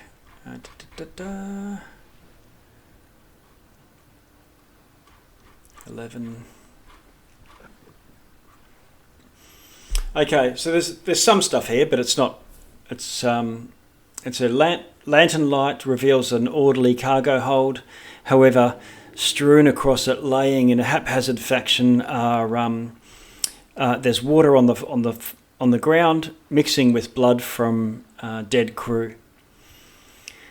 The cargo. There's water. Yeah, the cargo. Coming up from that grate. It is, yes. Yep.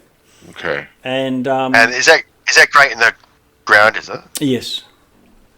So there's a whole other deck below that's flooded. Yep. Okay, so the ship is sinking.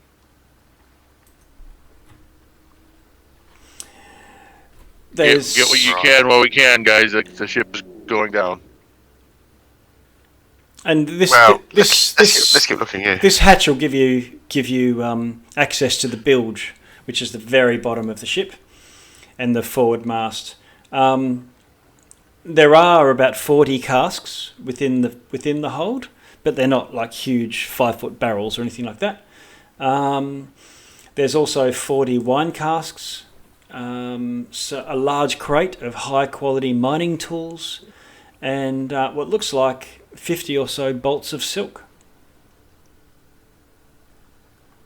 Okay. But it's far from weighted down, so is what I was getting at, is that they weren't... Yeah. Let's get down and have a look at it and see where we can find this water coming in. Search for everything else later. Is there another door at the front here? There is. There's another door at the front. Yeah.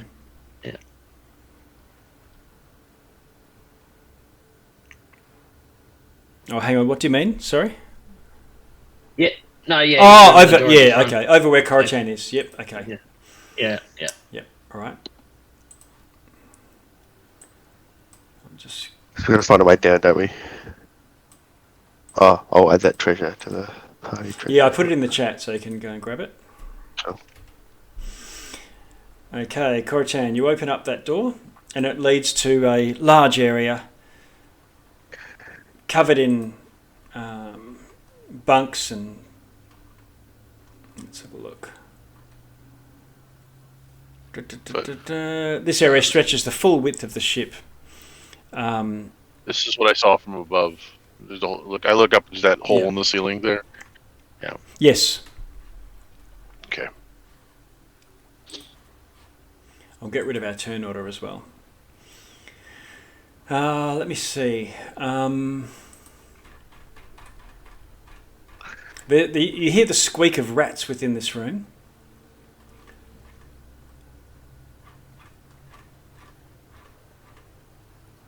Various unpleasant odours of close human occupation. Staircase leading up, which would go up to the door above that you were considering going down. You've just come down a different door and run the whole length of the ship. Mm-hmm.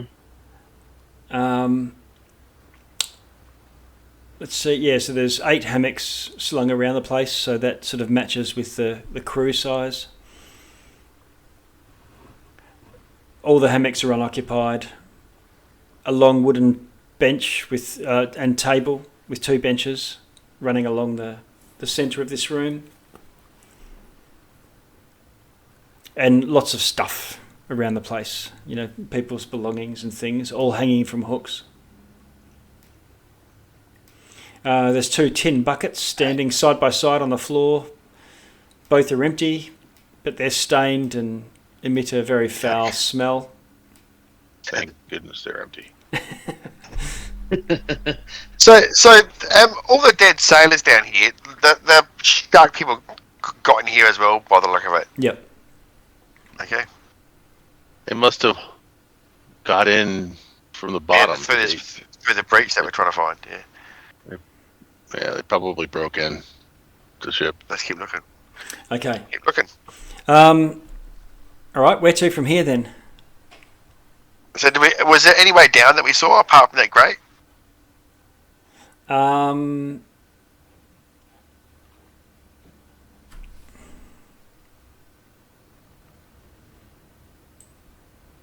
Is there a stairway down in that room? No, there's no. Other than the grate, there's no stairs or anything. Okay, so can the grate be lifted up open or anything like that? Yeah, you can lift it You up. said there was water coming up from the grate. So. Yeah, it's below is flooded. Yeah, do you want to swim down there, Gongo? Yeah, I can have a look. Well, is Morwood's not with us, right? I'll have a look. No, Morwood's not with you. Gungo's good. Okay, I open up that grate. Okay. Let's see. Dynamic lighting. All right, you pop the grate open. Yep. Noida, have you got some light you can shine down there for me?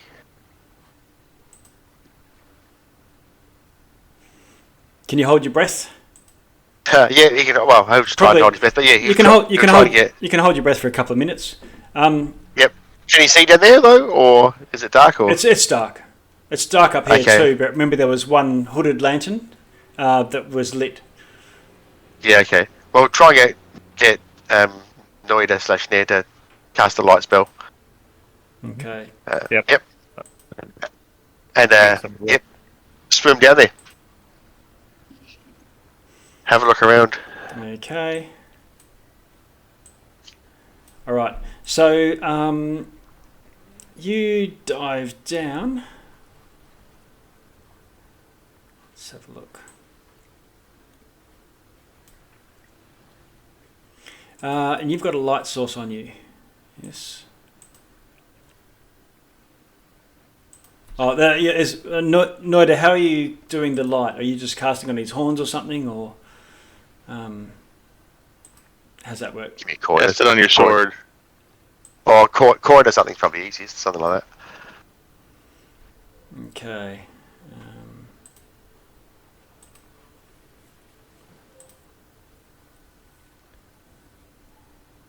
Hang on, I'll just switch it into. Sorry, bear with me. Okay. All right, so Gungo.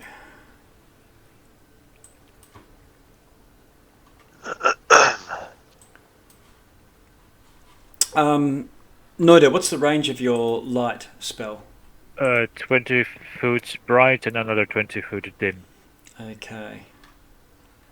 So, Gungo, I'm just going to give you a emitting light. Mm-hmm.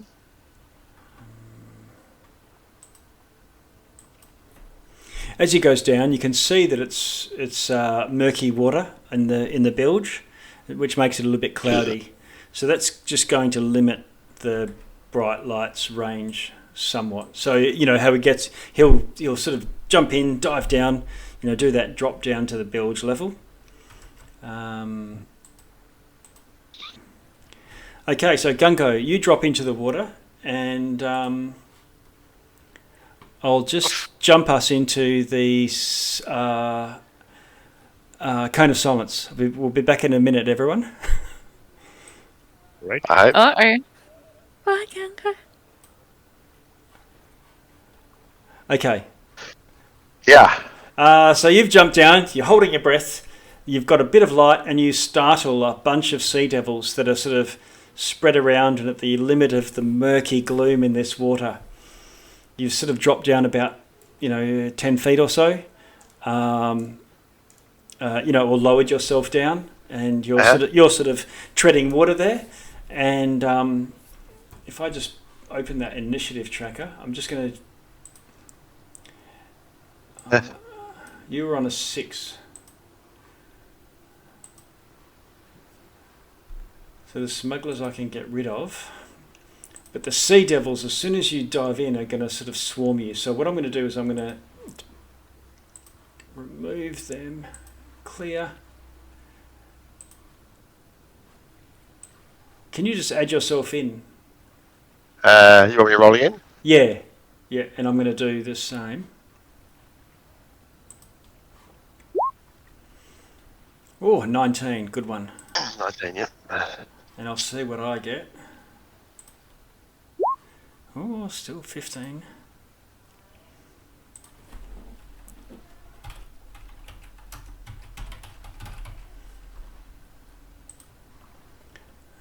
Okay.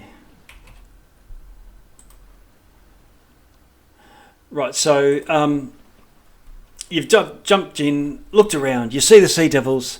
There's a few within range. You don't know exactly how many there might be, and there's a big hole in the bottom of the ship, probably about 15 feet long, but only a few feet wide, maybe 3 or 4 feet wide. Because so think of a couple of planks have been ripped away. Okay. What do you so want to he goes first? Yep. Just swim back out and jump out the hole. Okay, all right. There's no one within particular range, so we'll jump straight back to out of the cone of silence. Sure. Going, I'm Does jumping anybody have water breathing? Okay, Gungo bursts out in there. into the light, and he sort of sputters, and this water comes bursting out of his mouth. And Gungo, what do you? And he sort of, he'll pull himself up out of there and say, "Fishmen, there's the shark men down there. There's lots of shark men." We were hearing noises. What's going on? Get ready to jump in. Can we take them? Like how many? Can we take them? I saw several. I don't know how many though. Okay. Close the grate. Well, we gotta fix it. Let's close the grate and pile these things on top of it, and let's get off the ship. No, let's fix the ship and take it. It's infested with shark people. I'll get everyone to roll initiative. Gungo's already in there. Okay.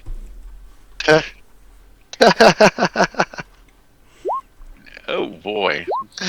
Oh, Oh my god, Okay. what's up with this? Okay, everyone. We were like on edge, just ready to go. Everyone wants off this ship, I think. Felwyn, I presume your dex is more than Elric? I don't know. That's hilarious. My dex is 14 plus 2. Mine's 14 plus 2. Okay. Felwyn, you go, because you were just first to actually roll initiative. Okay, are we being attacked or what's going on? You don't know. He just said, there's sea devils down there. Da, da, da, da. And we're sinking.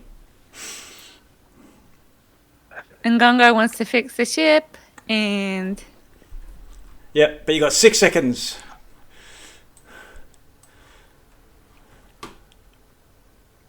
Sorry, Gungo.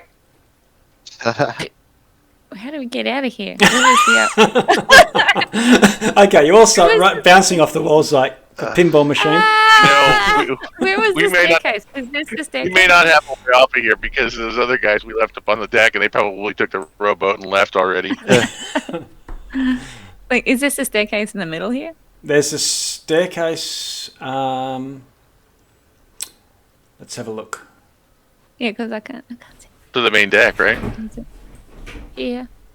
Yeah, the way we There's came one in from. the middle of the room. Yeah, if you Goes up to the main deck. there's a staircase from the 2 cabins that go up to the main deck. Yep. Uh-huh. So I'm going to jump. You're just going to race up to the main deck, and you're up on top there. Elric. I'm going to not listen to Gungo, and I'm going to close that grate and throw as many barrels on top of it as I can. Okay. All right. There'll be more boats. Let's pin them down there. I don't think we can drown them. Well, no, I don't care about drowning them. I just care about them not coming up here. Yeah, get it again.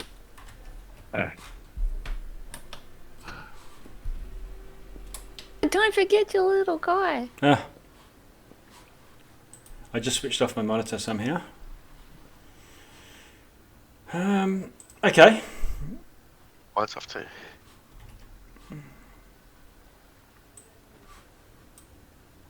Better. All right, I'm back in business. I just lost visibility for a second there. So that was Cortan. What are you going to do? I'm going to try and convince Gungo that this isn't worth it, and we need to go and help Elric try and stack whatever we can on top of this thing so we can at least get a getaway without getting attacked. Okay. Can Gungo answer now, or does he have to wait for his turn? No, you can do it. You can yell a short. You can do a short. What are you going to do? We're going to go jump in the water with all the shark people in the water. They're just going to attack us in the boat. Alright, we're gonna try and stop them. We're gonna get it off here. We gotta go. There'll be another boat. Don't worry about it. No, but we're going to jump in the water. We're going to jump in the water, and then the shark people are going to attack us while we're in the little boat. He's probably right. We have to fight, friend. Open the crate. We don't need to fight in the water, though, mate. We want to fight on the deck or somewhere. Okay, so let them come out here. Yeah, I think it'd be better if we're on the top, just in case it is going to sink. So we'd be better off getting to the top. Let's just slow them down a bit. If we're stuck down here and trying to get out, we ain't going to get out quick. I mean, if the boat is sinking, I don't think I have much time to wait for them to accept our invitation. No, I think we just So let's just get to the top and then we'll figure it out. All right. But let's get out of here. So Cortan, I'll move you 1, 2, 3, 4, 5, 6. So you're 1, 2, 3. Okay, so you've got enough time enough movement to get to the top of the deck. Gunko. Great. So in this room, there's nothing in those barrels that just like to be water or something like that, right? Nothing else. Booze. You have a smell? Yeah. Okay. Quick smell. The smaller ones smell of brandy. Okay. Grab one and run upstairs. Okay. All right. You're upstairs. Not leaving empty handed.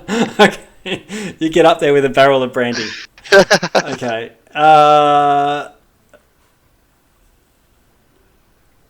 Chris, what are you going to do? Nair, what are you going to do? I guess I'll bumble my way after everyone else. Okay, you're up onto the deck as well. Okay, Elric, I think you're still there. Yep, I'm. Everybody's running by me while I'm bracing the grate with as much as I can grab. Okay. So you hear the grate poof, poof, poof, and it starts shaking and moving, and through the grate you see this fishy eye looking up through the grill at you. Under about 1 foot of water between you and it, and it's just like a chameleon looking at you, like a goldfish. Very creepy. You standing on the grate or just keeping on piling stuff on? Yeah, I'm just piling stuff on. Yeah. And I was gonna. Yeah. So. Okay, Felwyn, you're up the top there. Everyone's come up. I'm like, oh my god, the little lizard guy. And I'm gonna go to the room with the little lizard to see if I can convince him to come with us because I can't beat the little lizard. Okay. All right. So you dash over to the door here. Yeah. Yep. Okay. And I'm gonna try and convince him again. I'm like, okay. Come on, you want to come with us? Okay. Can you do persuasion for me? I'm not. It's not actually nature. Initially you treat him like a little lizard fella, but now that it looks like he can actually hear or understand common. Jeez. Okay. The boat's sinking. What? What a lizard! Is he a lizard folk or is he? We don't know. No, it's got wings. Looks like a little dragon. But, all right. I speak Draconic, so I'm happy to give it a crack. Okay. Well, we've got to get around to my turn. Okay. All right. Elric. All right, I'm going to blast him real quick since I'm still starry shape. That lasts for an hour right now. Okay. So, I'm going to just blast him, and then I'm going to run up the stairs. Okay, roll to hit. 24. Boom. Nice. There we go. Nice. 9 damage. Okay.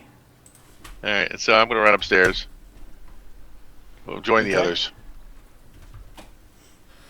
Okay, and you go racing upstairs.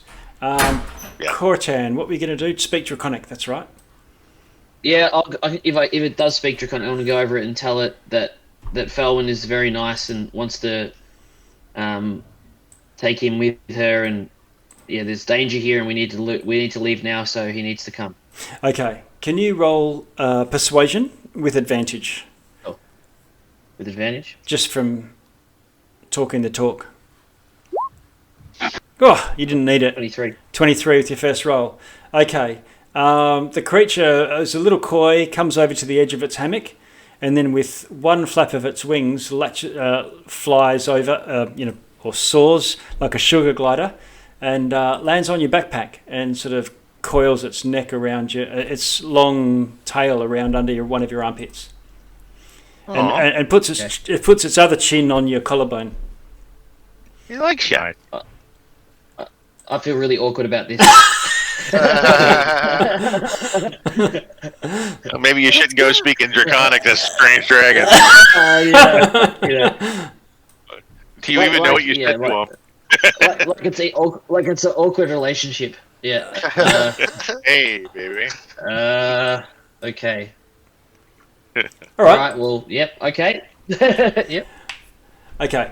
Gungo. Gungo's just going to point his crossbow at Cortan and say, "Stay still, completely still." There's something on you. I say it's a movement. No, he won't do that. What color is this dragon, by the way? Just sorry. What color is he? Let me see. Trying to work out if he's monochromatic or if he's metallic dragon. Yeah. Would I be able to know exactly what kind of creature it is from my nature background? I should have asked that earlier. You can roll a nature check to see if you recognise or can you get your little. Wasn't very good. Probably not. What did you roll? 7. Okay. Getting there.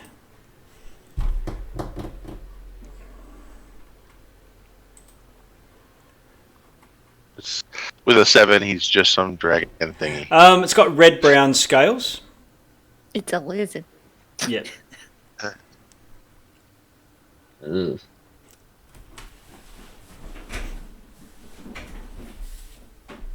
And so red-brown. All right. Alright. Okay. So, now, when Gungo saw the hole in the ship, which side of the ship was it on? It was running off to the centre of the keel, just to the south. So kind of like at the back of the ship? No, in the middle of the. Okay, so south of the ship, right? Yeah, Gotcha. yeah. So Gungo would just move down to the side of the ship. Yep. Can he see anything over the edge? No, nothing jumps out at you straight away. As in, there's nothing immediately, just from a casual look. Okay, so he'll just have his crossbow out and shoot a shark boy if it comes up. Yeah. Okay. Yep. Now, how about you?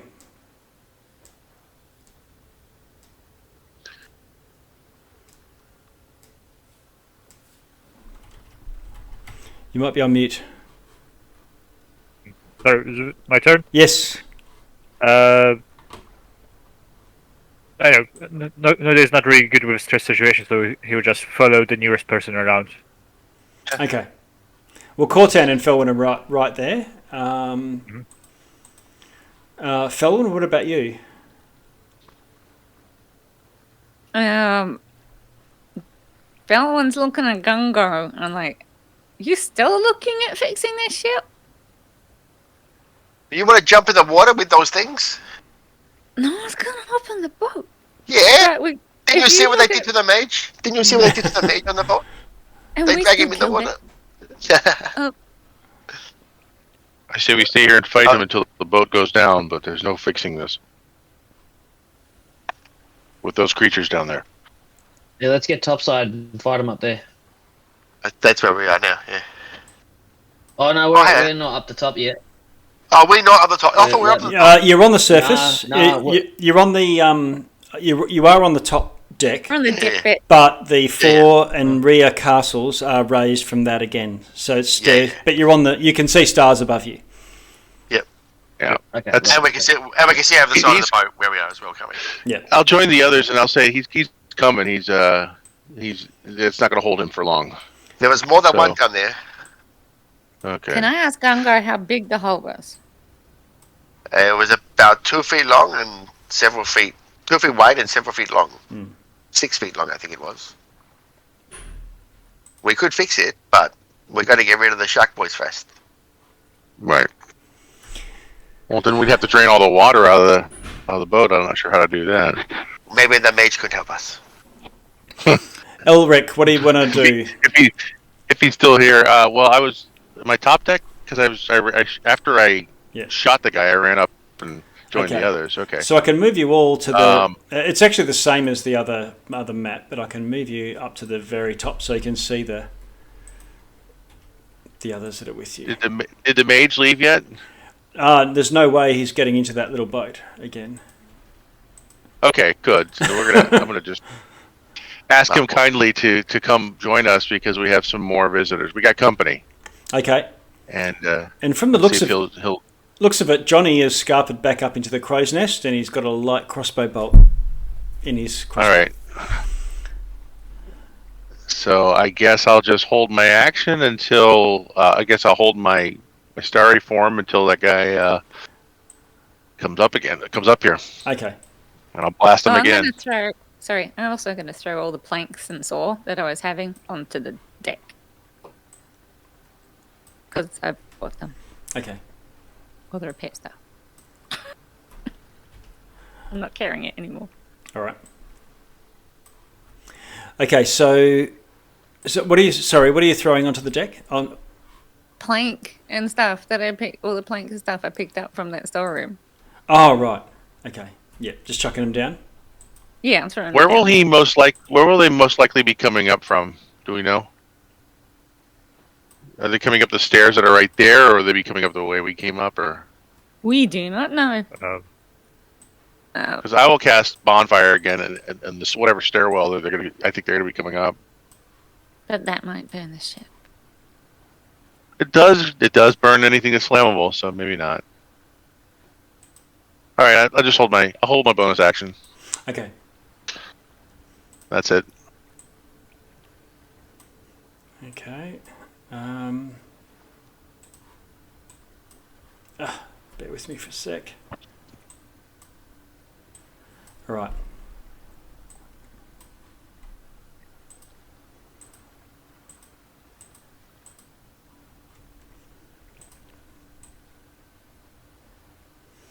Okay. Some sea devils come clambering up over the side of the south deck. Felwyn, Gungo, I think you were readying an action. Yeah, don't go shoot one. Yeah, comes in. Yep, let's do it. I'll shoot too. Okay. Oof, Gungo missed. Okay. Don't. Oh. I've put them next to you, but looks like Elric hit with something. I hit 10. Oh, 10 misses, unfortunately. The pistol blasts wide. I was probably aiming at this guy right here, so Yeah, give him 6 damage, radiant.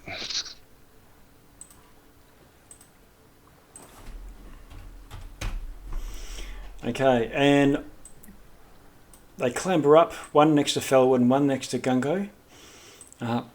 Another one sort of scooches around there. Okay. Just out of curiosity, is that lifeboat there? No, it's not. Or is that just... Yeah, so okay. I'm actually using a different floor anyway, but the lifeboat is what what you were in before. It's out in the water. Okay. Okay, so Felwyn, one of them comes at you with a spear held in 2 hands. What's your armor class? 19. Oh, it misses. It can still stab at you with its bite, though.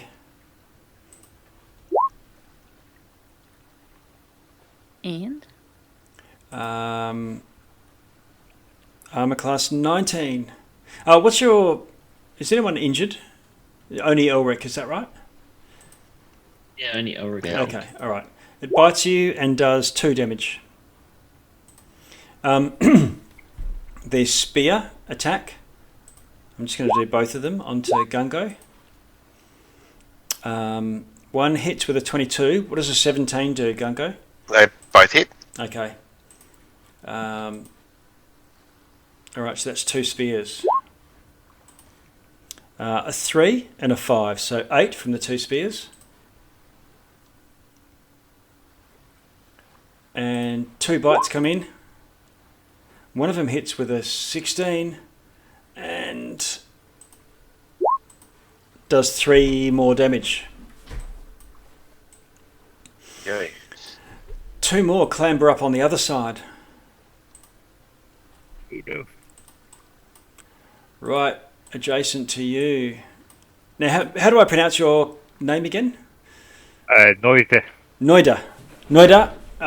2 of them reach at you, and let's see.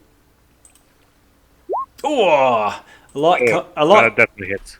No, that was a light crossbow, ready, looking at the other side, coming from above. Johnny just did 8 points to one of Johnny them. to the rescue. Nice. Yeah. Yep. And on the same, because covering that other side, a firebolt that was also ready comes sailing in and hits the same one. It's now very badly injured, but one of them's still fully... Well, they both still stab you with their spears. And an 18 and a 21. Oof. I'm going to roll 1 spear, 1 bite. Okay, so that's a 2, 3, 4 damage from one of them. 4. Just adjust. Yep, adjust your and you're still conscious from that, I presume. Yeah, I was at full. Yep. Okay, and then the other one comes in with his spear and his bite. A natural 20 with the spear. The bite misses. Ouch. Yeah. So the spear does... where is it? For 11 damage. Ooh. Okay. That will take me out. Unconscious? Yeah. Okay. I don't want to be a trouble with... Nasty. Yep. Okay. All right.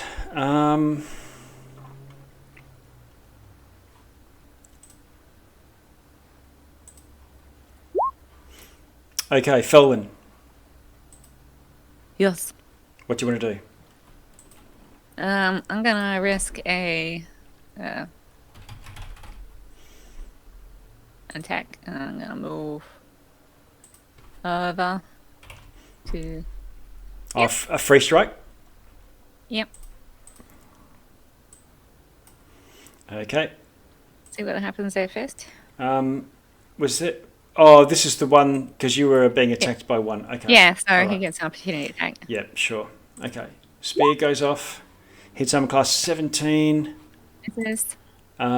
Doing 5 damage. He misses. Oh, 17 misses. Wow. Yep. Nice. So, Okay. and I'm gonna lean over and touch Nair and class Cure Wounds Oh, Oh, nice. for 8. nice. 8. Whoa. So Noida, you regain consciousness. You are prone on the ground, but you come back to your faculties. Lovely. Felwyn, anything else?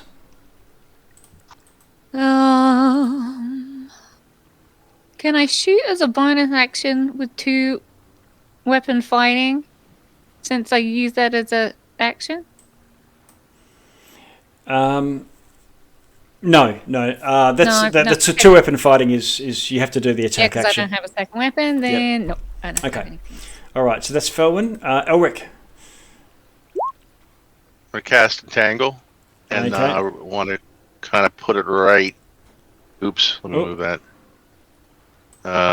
Just to I get... kind of want to go after these 2 guys right here. I want some kind of seaweed to come over the side. And Yeah, you can do that. And These just get them. Yep. yeah, Okay. They do All right, and dexterity then- saving throws, or is it not yet? It is. Hold on 1 second. Let me pull it back. I put it in the chat. I thought. No, okay.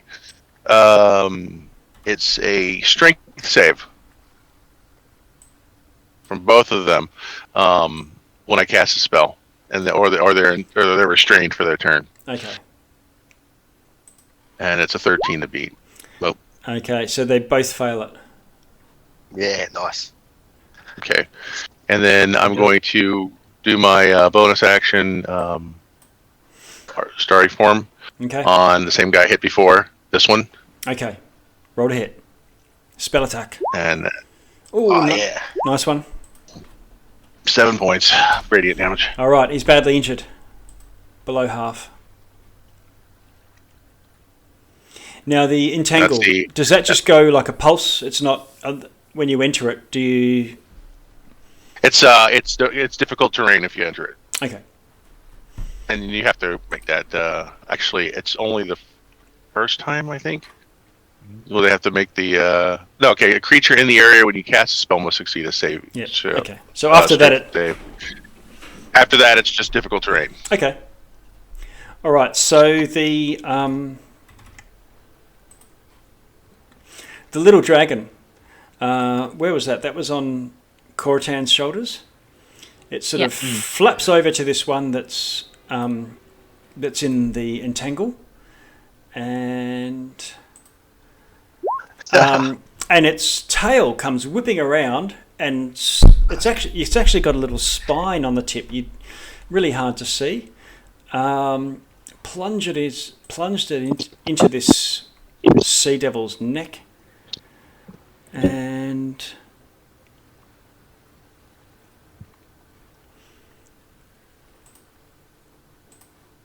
kills it. Wow. Oh, Nice. Nasty. And that was Elric.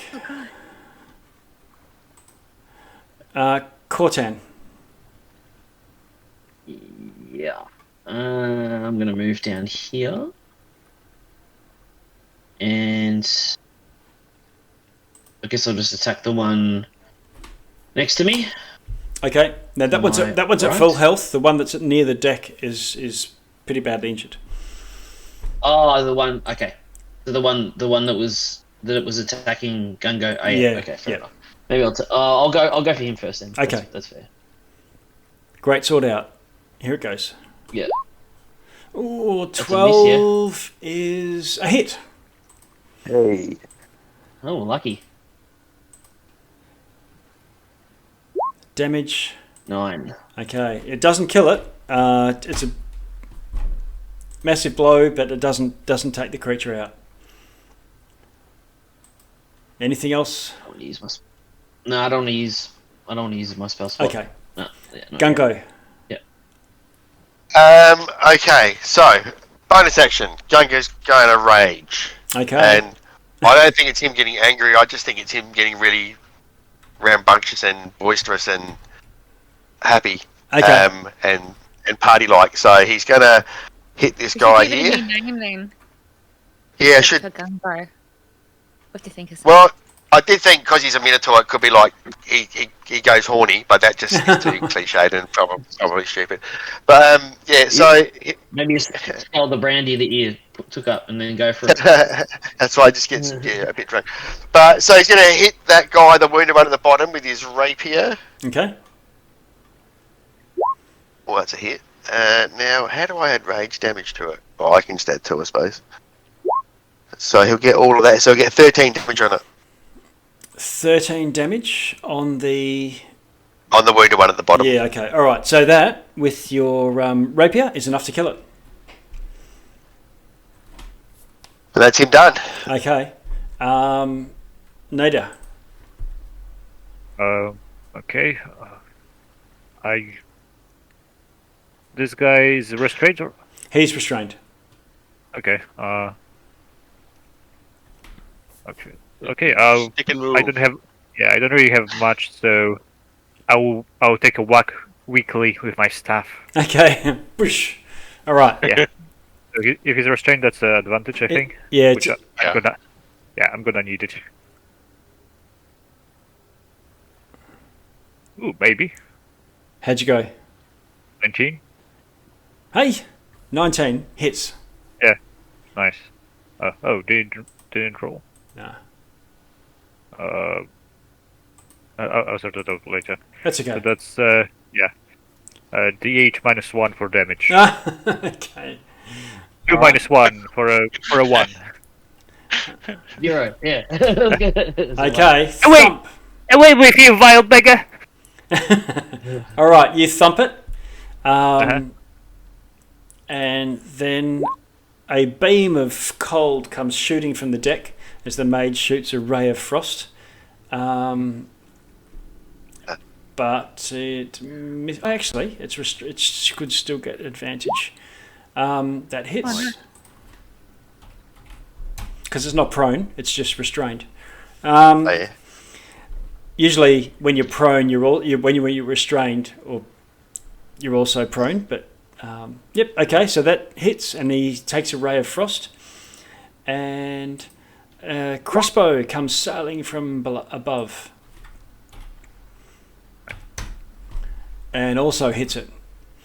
It doesn't die; it's still restrained. Yeah, sorry. So with my turn, Anything I else? would like to get up, of course, with half of my Oh, yeah. movement. Yep. Because I think I was prone. And maybe I will risk stepping away from this guy Okay. for a 15 feet. Okay. 2, 3. Just so he doesn't finish me off next Yeah. turn. Okay. Well, he'll get it. He'll take a free strike though. I guess that'll be disadvantage, right? Yeah. Because he's restrained. I believe so. Oh, he hits a 19 and a 21. So Sorry if I win. Sounds like I wasted your spell. that's another 9 damage. 9 damage on the reply. Oh, Yeah. He was down again. That's. I guess I didn't move. Yeah. All right. But you did give him a bruised cheek on the way Yes. for his trouble. you must have Yes. moved because otherwise you wouldn't. You must be. Your Oh, body yeah. would be 5 feet away from him because otherwise you wouldn't have got the attack, right? No. Okay. There's no free getaway. Good to go. Okay, now there's one on you, Felwyn, Cortan Gungo. Okay, this one is going to disengage, move to there, and dive overboard. Again, Opportunity attack. And they disengaged. the other one Oh, I just. was happy to fight, but dives overboard. Then do we get an opportunity attack or he disengaged too? He wasn't engaged at the start anyway. I think people disengaged and moved away from him. You did. Okay. He can make a strength save again. Oh yeah, he can. Well, that's his action. Right. What is his? What does he need? 13.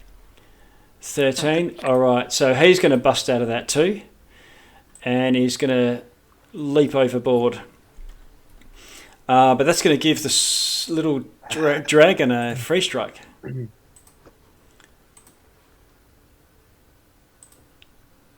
It misses, unfortunately, with a 9. Okay.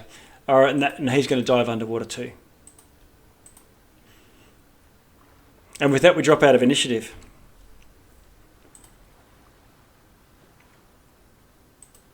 What do you want to do from here, guys? Alright. I would like to stop bleeding. Okay. Yeah, run over to Noida. I'm going to run over to the edge here and see if I can see the one that I was working on. If he's still swimming or is he Right. underwater? They're probably. You feel that as soon as they go underwater to run away, they're not swimming away flat. They're swimming straight down. So they'd be, Okay. probably 20 feet underwater or something. They might have just gone back down in underneath the ship. They might be back. Were those the ones that you saw down below? Oh, Logo? yeah, I couldn't tell you. That they're definitely the same ones, but they're the same sort of thing. Yeah. I'll give you a intelligence check at disadvantage, Gungo. At disadvantage. Yep. That's assuming he had Actually- advantage to begin with. Oh, yeah, that was a Whoa. save. Let me do that. No, that was a save. Sorry, let me do it again. That's what I was going to say. So How it did you be disadvantages that 10. smart? Okay, all right. You think you recognised at least one of the totem necklaces that they have around them. Okay. So we might have got a couple other ones from downstairs at least. So how many got away? Was it just two? Two. Or was it three, wasn't it? Yeah. No, one. Oh, and one at the top. Yep. Okay. So what do you want to do? Now the ship isn't visibly, sinking rapidly. So is there any pumps or anything like that that can be used to pump off the water? Um, Oh, hang on. Okay, is what's his face there? The mage? Yep. Yeah. The mage, can you pump water out of the ship with your magic? I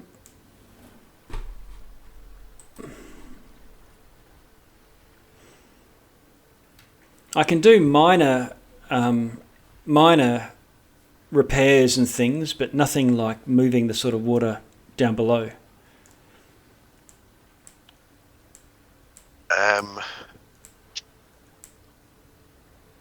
So, do we think there's any way of getting that much water off the ship, or is it done for effectively?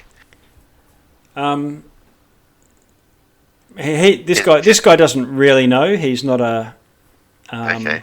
What about like Gungo's a sailor? quartermaster? Yeah. Okay, so you reckon if you swam down, you could at least patch the hole and it wouldn't sink any further? Okay. Because I was thinking, if we put the planks against it, I could cast a bunch of mending. Yep. Like, Yeah, really yep. there. And we could Okay. catch it. And then we could work out how to get the water out afterwards. Get the water afterwards. Yeah. Okay. Well. So if Okay. someone wants to come down with me, Gungo? Yeah. Okay, Dan. Maybe if someone could slap me some healing, would be handy. I haven't Just got in case these any things more come. healing. Just in case Can I these things cast come Cure back. Wounds again? Hang on. I'm going to stabilize, so he doesn't die. Okay. Yeah. Do that I'll first. cast this on. We'll be grateful. Here you go. I don't really have any good woodworking nice. or anything like that, but I'm going to go in here and get the materials I think we need. Yep. There's plenty of planks, and there's those big mallets is for pounding in these long copper spikes, irons. All right. Long copper nails. So how many Um, planks do you think we need, Gungo? How big were the planks? Well, you can just All of them. Yeah, you Keep indeed. bring them Bring me them five until I say stop. Bring me 5 for now, and then we'll see how we go from there. No, I would just say bring Alright. me until I say stop, and then once he has enough, he'll wait. I grab an armful of planks, a Okay. handful of nails, and 2 hammers, and I come out and I'm going to help. Okay. Alright. And when you do all that, I'll do the mending, but I've got... Okay. All right. So you. So Gungo has swim down there with his crossbow and his rapier ready, just in case the shark boys come back. Yeah. Okay. And I'm going to cast guidance while they do this, Okay. and while we do it, so that they have advantage. So. Okay. Okay, so you've got the guidance. You go down there. You've got some planks. You've got some tools and things. It's really hard to do underwater. You've got to sort of swim down, bang, bang, bang, bang, bang, come up. A minute later, grab another breath, then go back down. Noida, I presume you can cast light. Is that how they're seeing? Is that a cantrip? I think I'm still unconscious. Just stabilize. No, I think. Like when you get stabilized, you're still unconscious, but so you don't do the saving throws. Yeah, so you're stable. I don't know if anyone's got that single point of healing or anything that you can do. Well, yeah, I can. So I'm not sure if Elwyn cast Healing Touch before she left because it's in the chat. But anyway, She casts out on me, I think. Oh, on you. All right. Well, I can do. Yeah, I've got. Oh, I can cast Cure Wounds. Is my last spell slot. Okay. I'll do that. Cure Wounds goes off, and And he gets 9. okay, Noida, you come back to Okay. consciousness. Thank you. 9. So yeah, I'll cast that light on. I can do it on multiple objects if you need. Okay. All right, so you cast the light, so you can see Gunkos, and it's his advantage there. Can you roll an athletics for me, unless you've got some other skill you want to use? Athletics is fine by me. Okay. 23. Good. Okay, so you're definitely strong enough to repair the thing. What did you say, Elric, that you were doing? I was helping, and I was going to also cast guidance. So Guidance. Okay, so just do your. What does guidance give advantage or give plus it's extra 4? extra D4 on the ability check. Okay, can you roll your D4, Gungo? Sure. Oh, I'm sorry, I rolled it. Oh, did you? Okay, yeah. 2. Okay, all right. So you've got your 25 or so. So you believe you've now the mending. I just want to explain. So mending's just a cantrip, and there's other sort of fabricate and some high level spells. It'll repair a broken thing, you know, if you've got all the parts, but only up to a certain size. And so if the thing is bigger than that,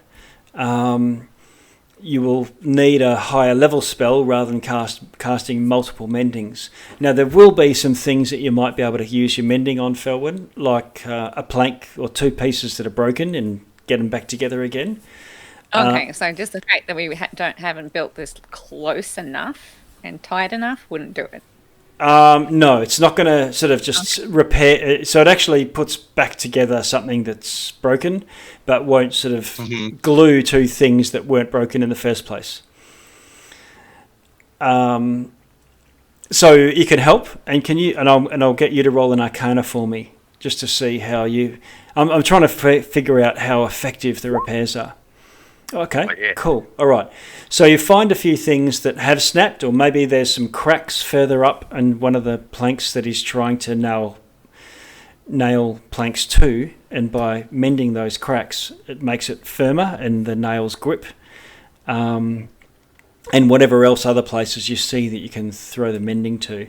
Don't know if it's got a verbal component, which you'd need to be able to see the hole and stuff, so it's a little bit harder if that's the case, but it won't matter for now. You can even take the time to pull things out to mend them on the deck if you need to. Eventually, after about probably 20 minutes or so, it's taken a little bit more water, but because you've got the planks nailed in place, no more sign of the sea devils, and you've got a ship that's no longer taking on water. I guess now we just have to see if it can sail. Yep, you would expect that there is a slow leak, and without some shore dry dock type repairs, it it would sink eventually. Well, we should head to that port to the north. That's very close. That's within a day's walk or so. So yeah, Head there. Well, Let's attach the dinghy so we have a tender to get to shore. Oh. Yep. Drag it back up on the boat so no one can steal it. yeah. Let's get that back up here. Okay. All right. So you haul the boat back up, and you've really got. Is he anchored? Yeah, it is anchored. So you weigh anchor, and you set a very light sail. So you just would probably only just release 2 or 3. There's 3 masts on this thing, and put a couple up. And I guess Captain Gungo or Coritan, I don't know. Is anyone with a sailing background or proficiency? Gungo's a sailor, and he's got. Gungo's a sailor. He's proficient with water vehicles. Okay, all right. So you're at least know enough to tell people what to do, give them a bit of direction. It's quite clumsy with people that might not know their way around ships, but you at least get the thing pointed in the right direction, and it slowly limps its way around the point. And by the midday of the next day, you sail into sight of you can see other sails on the horizon, and you come to a small village, a small port, harbour. About a day. Could we sneak in a long rest there? Oh, definitely. Sailing? Yeah.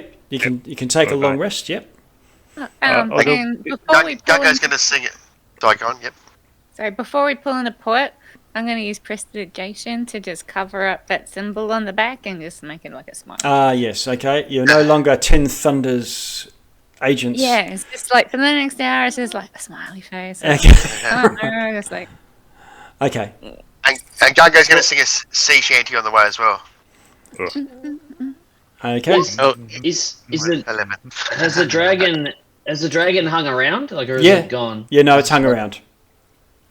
Can I just, while we're going, can I just use divine sense to sort of see if it's good or evil? Yeah, to sort okay. of get a feeling of what it is, or you know what I mean? Sure. Is this the... Okay, so what's that going to detect? Well, it basically the verbiage that I know is it's a presence of strong evil registers as a noxious odor or powerful good rings like heavenly music. That's kind of, so I would get a sense whether if it stunk, it was evil, or if it was good. Okay. It would, No, that was like second edition. Now it's just the text if it's a fiend, celestial, or a fey, things like that. Yep. So you won't know alignment, but you know from your casting your divine sense that it's definitely not fiend, undead. One of those really unholy creatures. Yeah. Okay, but I don't really get any more of a sense of its alignment from there. Can you roll a persuasion? Persuasion for me. Yeah, I guess I could talk to it more. Yeah, as well. Yep. It's a 13. Yep. Okay. So, just with spending time with it and chatting to it and seeing how it responds, you get a feeling that about its personality. So this is how you find out alignment in 5e. Sure. Let's see. You can tell it's shy. It's fairly quiet. But oddly also playful. So there's moments where it's just, mucking around with a piece of rope, or like a cat might. But when it sees you looking at it, it sort of then looks away and pretends it wasn't doing that. Okay. Interesting.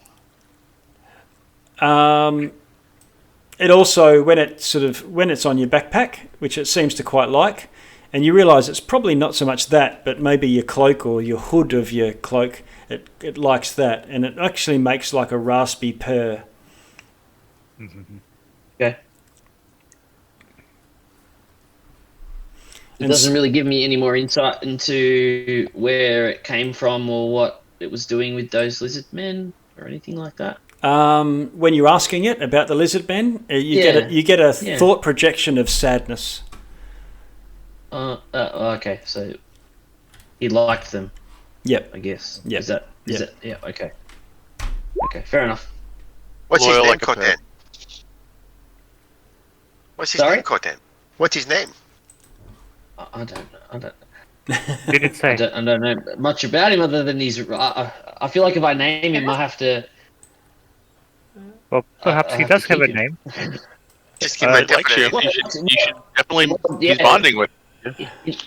In draconic, does he? I mean, if I ask him his name, can he tell me or no?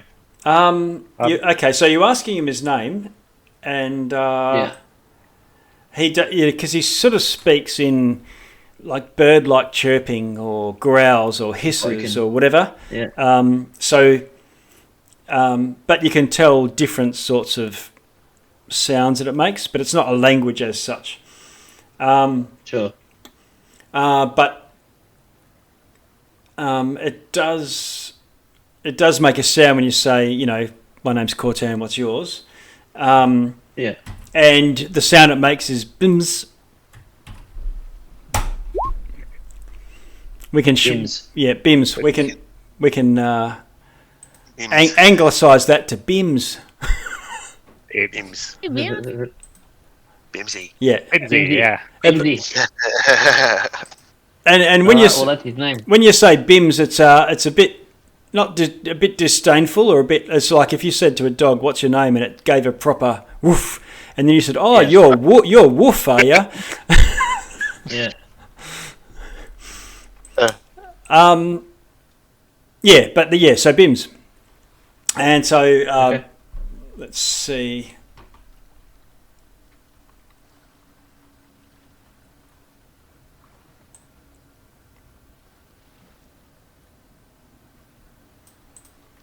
Are we going to be having a break anytime soon, do you think? Yeah, well, I think it's 11:15 anyway. We might just go for 10 minutes more and then stop there and pick up in the town. Okay. Sorry, by the way, is the wizard still with us? Yes. Okay. Maybe we can ask him some questions about the creatures and his purpose and all that stuff. Yep. So I think he's explained as much as he knows. The captain was intending to sell weapons, decent steel weapons to these lizard folk. Okay. I'm talking about the BIMs. Oh, Like, Bims came with Yeah. those lizard folk. Oh. He was a companion of one of the dead lizard folk. Noted. Yep. Do you know what kind of creature it is?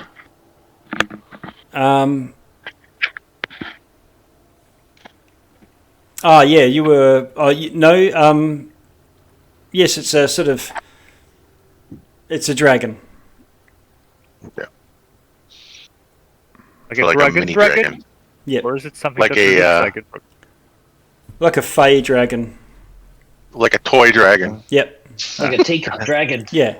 Exactly. You get toy poodles. This is a toy dragon. Oh, dragon. You need a purse to carry him in. Yeah.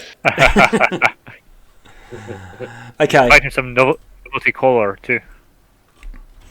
Hey, yes, could you remind me your rules on the healing and long rests? I'll have a look. I'll have a look it up. But we assume that by the time you get back to the town, everyone can be on full health, and can have picked, changed whatever spells you want to have selected and things like that.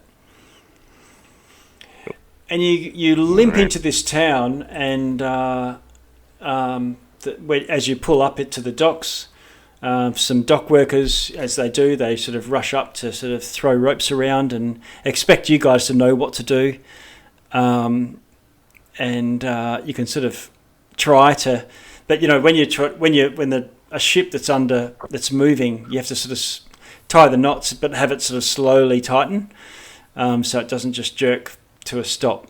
Gungo, I guess you would know how to do that. Yeah, but you're quite busy telling everyone else, do this. No, not there, but us. Well, maybe he might say beforehand, so Ed can throw a guidance around to whoever's helping or something like that. Yeah. Okay. So let's have whoever wants to be first mate under Captain Gungo. Have a crack at how well you can dock. You can do it. I have spent time on a ship. I wouldn't have been as proficient as Gungo, but I have spent time helping. Yeah, okay. Like I hand. agree. All right. Okay, so have a go with your athletics and take the guidance from Elric, I think it is. Yep. Yeah, I'll offer guidance. Is guidance? What's guidance? D4. D4, yeah. Oh, yeah. Gives you an extra D4 on your roll. Sure. All right, let's do that. And Oh yeah. 17. Nice one. Okay, so you do actually pretty well. So much so that the deckhands come in and help you as if that you know what you're doing. And don't think and aren't any the wiser that there's no actual sailors on this ship. But they say, "Oh, you're quite low in the water," and there's a few comments. You look a bit bedraggled there, and some dock workers ask you what's the story. Problem with sea devils. Oh, And they look at each other, and the word sea devils is well known. We need repairs. Which we talk to. Okay.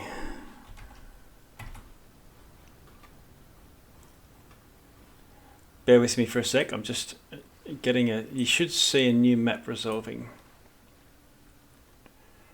shortly.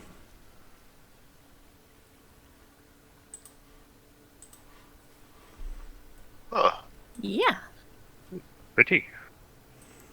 Okay. And so you pull up along one of these docks, and we can pick this up next week. But you come into the docks, and they want to know the name of your ship, and they lodge, put in the log the times and what's the nature of your purpose. They want to know that now. Yeah. Just as you're coming in. It's this ship is the Powdered Lady, and we are here for repairs. Okay. Right. Well, they tie your ship fast and take note. And what do you want to do from here? I quickly change the symbol on the back to a lady with really white face. Okay. All right.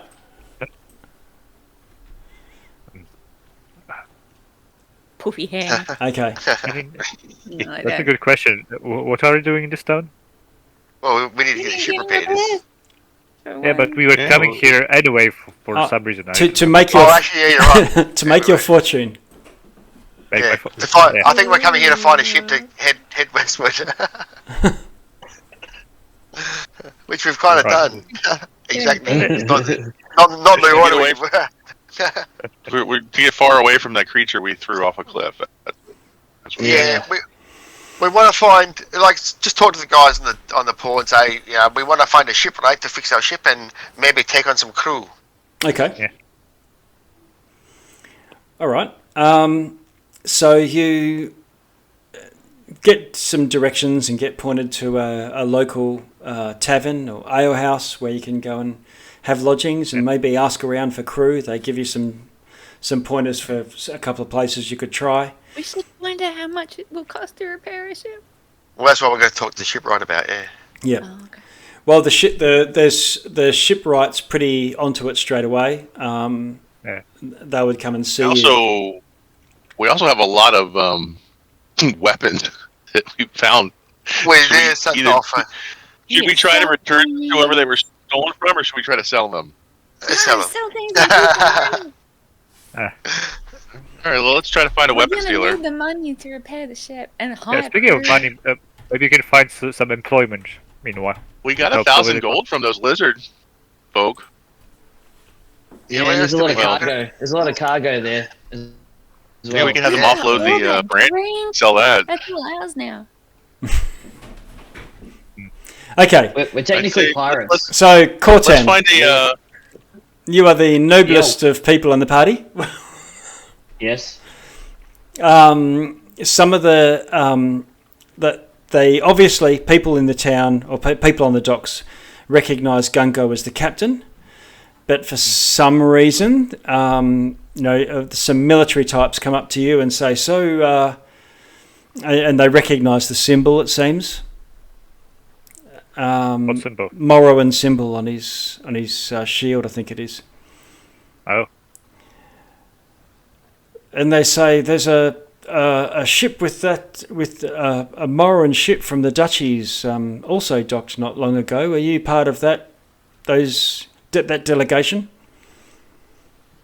No. Ah. We're not. Okay. But where are they? Exactly in relation to where we are. Oh, they will have headed up the hill to talk to the council. Okay. Just curious, looking for gossip.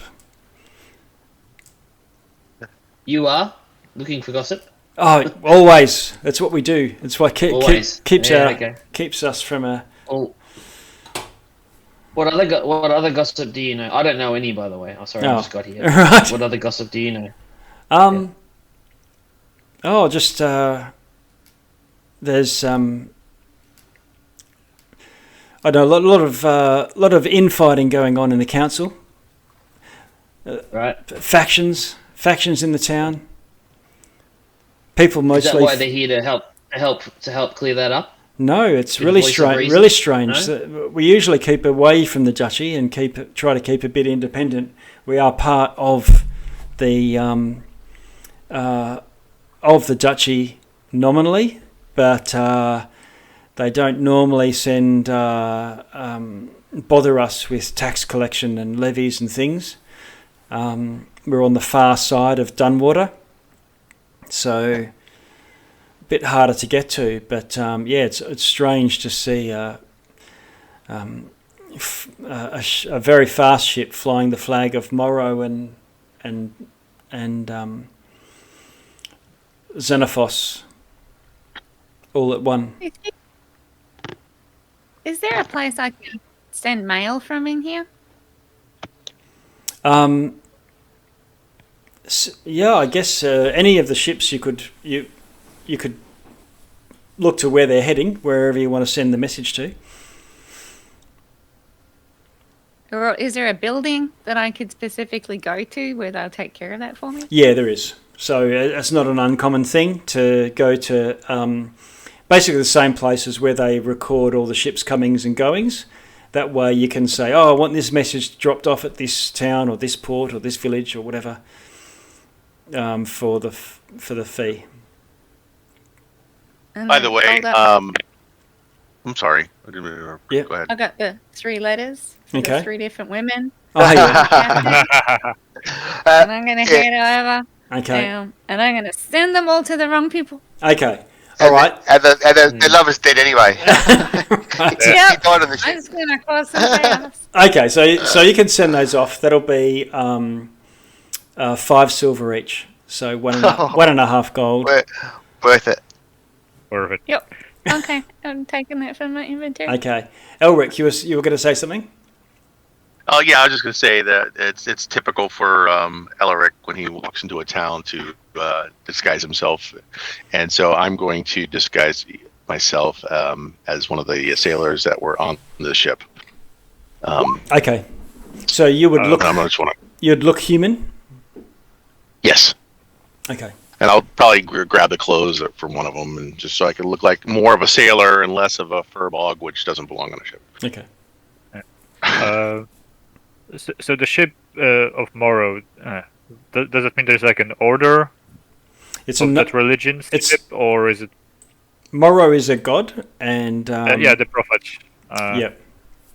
Yeah, but so the ship, I don't have to put it. So it's bearing the symbol of Morrow, but does it mean that it belongs to like specific order, or is it just from some land where he's worshipped, or? Because it's flying the flag, you would expect it's probably like. It is a warship of the Grand Duchy of Xanaphos, and so like a French frigate or whatever. But it was also in control or charge of or whatever, or captained by the Morrowan Order. So it'd be like like a Templar, or a Knights Hospitaller ship. Okay. Got it. Perfect. Yep. We can see it somewhere down the dock. Yeah. You can. Yep. Okay. Noida will get all flustered, shuffle about, make weird excuses, and go to hide in the nearest tavern. Okay. Right. And maybe listen for some gossip. Okay. While trying to be inconspicuous. Okay. All right. Let's have a look.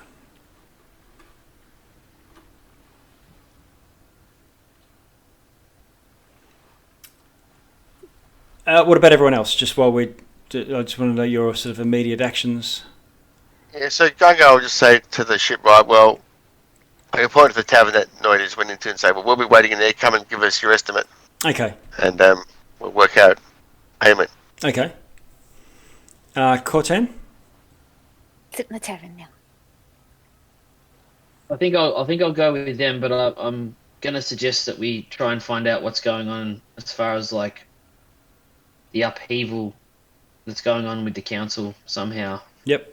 So I feel like if I get near them, they might talk to me. Might be useful information to have, particularly if we're going somewhere that might involve that.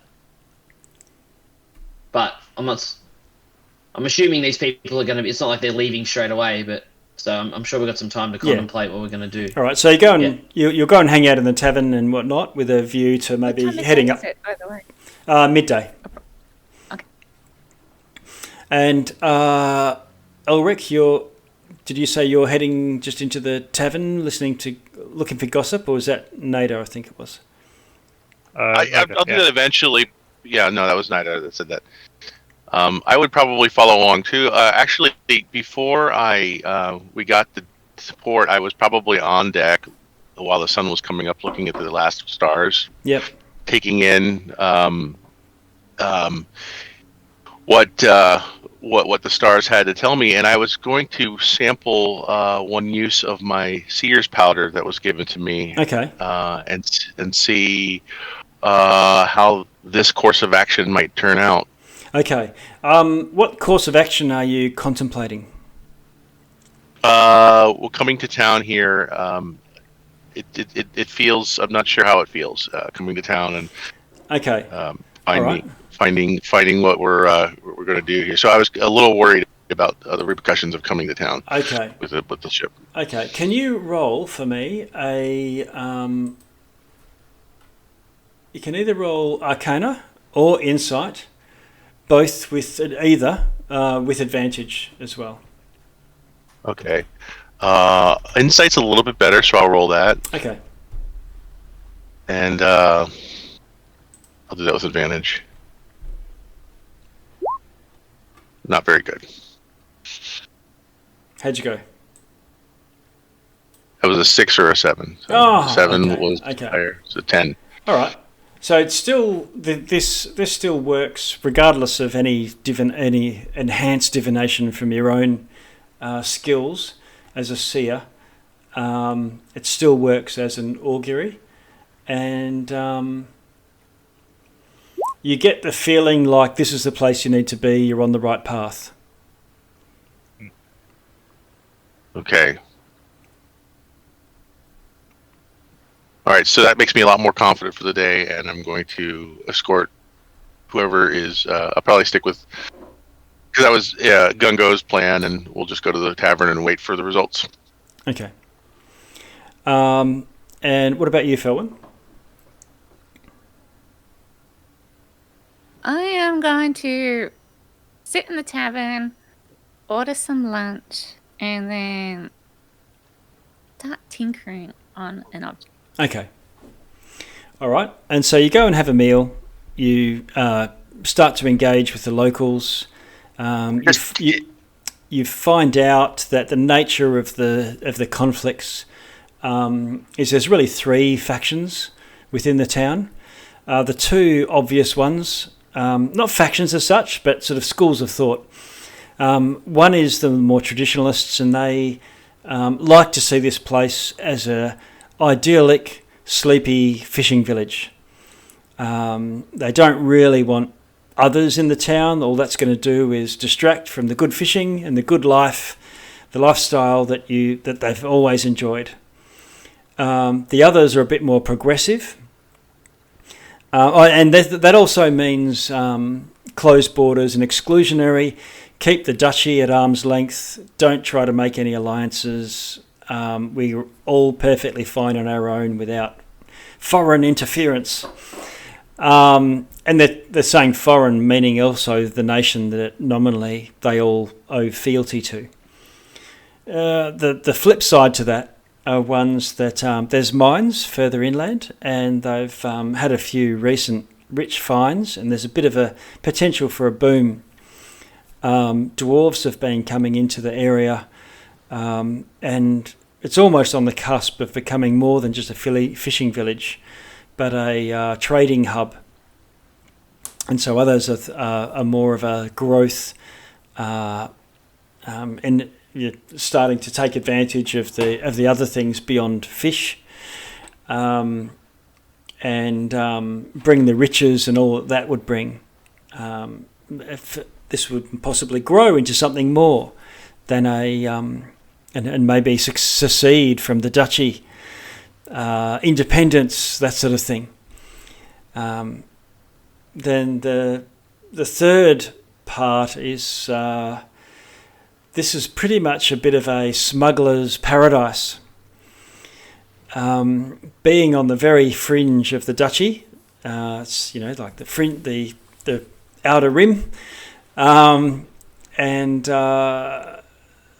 you can pretty much bring things into the duchy this way without avoiding all the tariffs and taxes and things. Also, things that might be illegal or banned for whatever reason, but they're close enough that they might still get some protection rather than the warring barons and humanoids and things that are further to the south along the peninsula. So that's meaning crime, and probably more organised crime, has started to thrive. And that's where the Ten Thunders come in. They've come in from the east and they've got agents, and apparently they're starting to push out and take over all of the gambling, the smuggling, the trafficking, anything that might be outside of the law.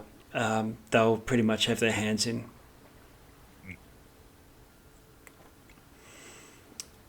So that's gives you a bit of a rundown of your chats. Cortan, you're heading up the hill. Is anyone going with Cortan when he? Before we leave the hotel, and while we're having a meal and that sort of thing, Gunga's going to mention on the ship we've got like 40 casks of brandy and 39 casks of wine to sell. Yep. We can sell them to this hotel. Well, we should keep some. Okay, well, that's why there's only 39 casks of wine, because I may have already have. Okay. And Gungo, are you trawling for crew? Yes, yep. Yep. Okay. Yep. So can you roll a charisma, either deception, persuasion, or intimidation, depending on what sort of captain you're choosing to be? I'll go with persuasion. Okay. What do we get there? 16. Okay. All right. So you're definitely going to find it, as long as you're paying the standard rate, you'll find ample crew willing to stay aboard, and Johnny and Phuket are also keen to stay aboard as well. Yeah. Yep. Nice. If you'll have them, you'll for sure. Lookout and deck mage. Keep in that room though. Buy Johnny some. Yeah, that's right. We might have to discuss rooms, but other than that, Punkett we'll get him some more crossbow bolts because he's pretty handy. No, not Punkett. Johnny, we'll get him some more crossbow bolts. Okay. And we go shopping. But right. we got some stuff. We got stuff to sell, so that's what we should be looking out for as well. Okay. Like we got the wine, the brandy, and Okay. we got mining tools. We can sell. Yeah, we got the silk. The silk's worth more than anything, I think.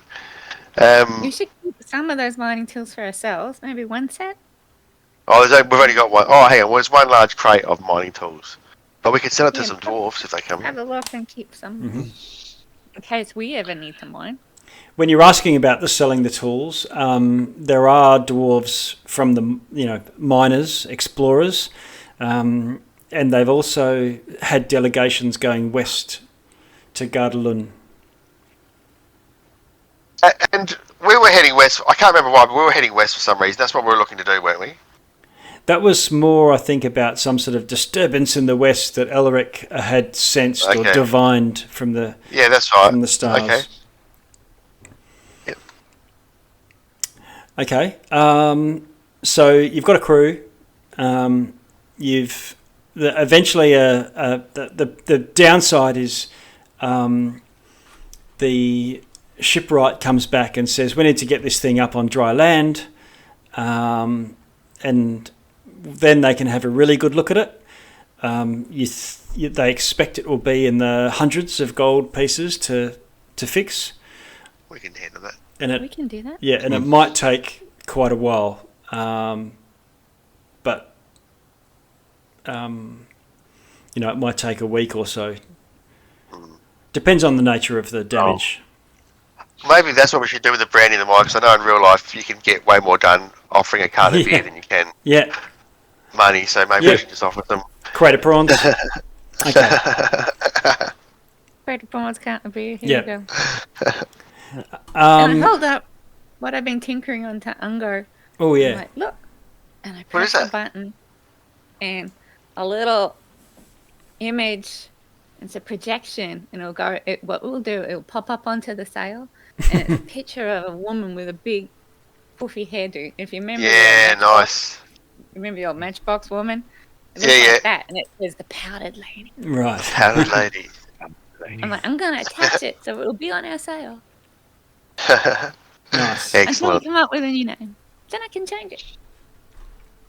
What do you mean, come up with a new name? Powdered lady. We probably actually need a few names. We can exactly change right. it anytime. Yeah, I like it. Okay. And how many crew is there on board? How many crew do we hire for boat? Do you say 10? Yeah, you probably need, if you guys are going to help sail, you probably need 7 crew. That's The 6 of you are equal to 3 sailors.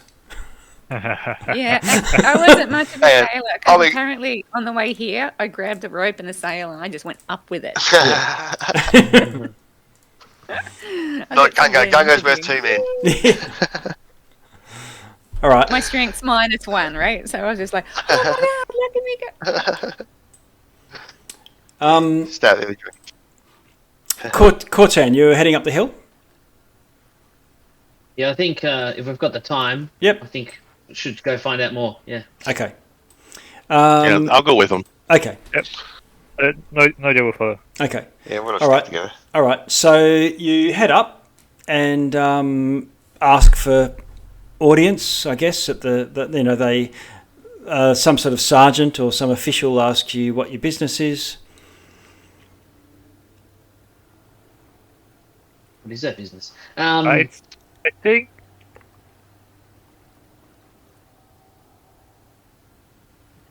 Sorry, what were you saying? sightseeing, maybe. I don't know. I don't know. All right. Well, Cortan, Looking for work. Yeah. We're looking for work. Cortan, Yeah, well, you. I guess we're looking. And we're looking for we're looking for crew for our ship, Okay. Well, yeah. but I don't know. We're looking for work to assist how we can while we're here. I guess I can say that. Find out more information. Okay. So you're escorted into some officers and a functionary sitting at a desk. You go past where there's a couple of guards.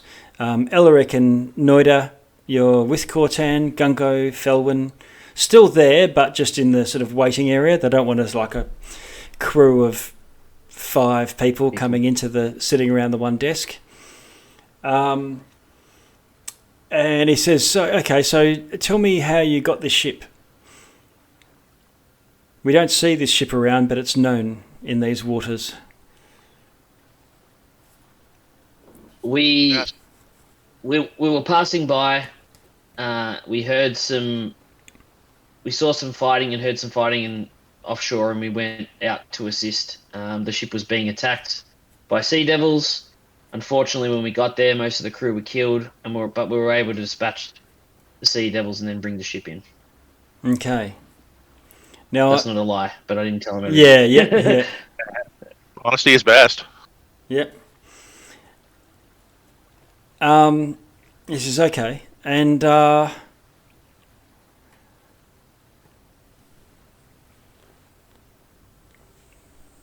right. So he says, and And how did you manage to kill so many of these sea devils? Look at me. Yep. Okay. I have a special set of skills. Yeah. We look, we've got between us all, we've got some really good skills, and obviously some of us are good with the sword, but some of us are good with other things, and after some time, it wasn't that difficult for us to dispatch. Adventurers. It was a hard fight, but we got there.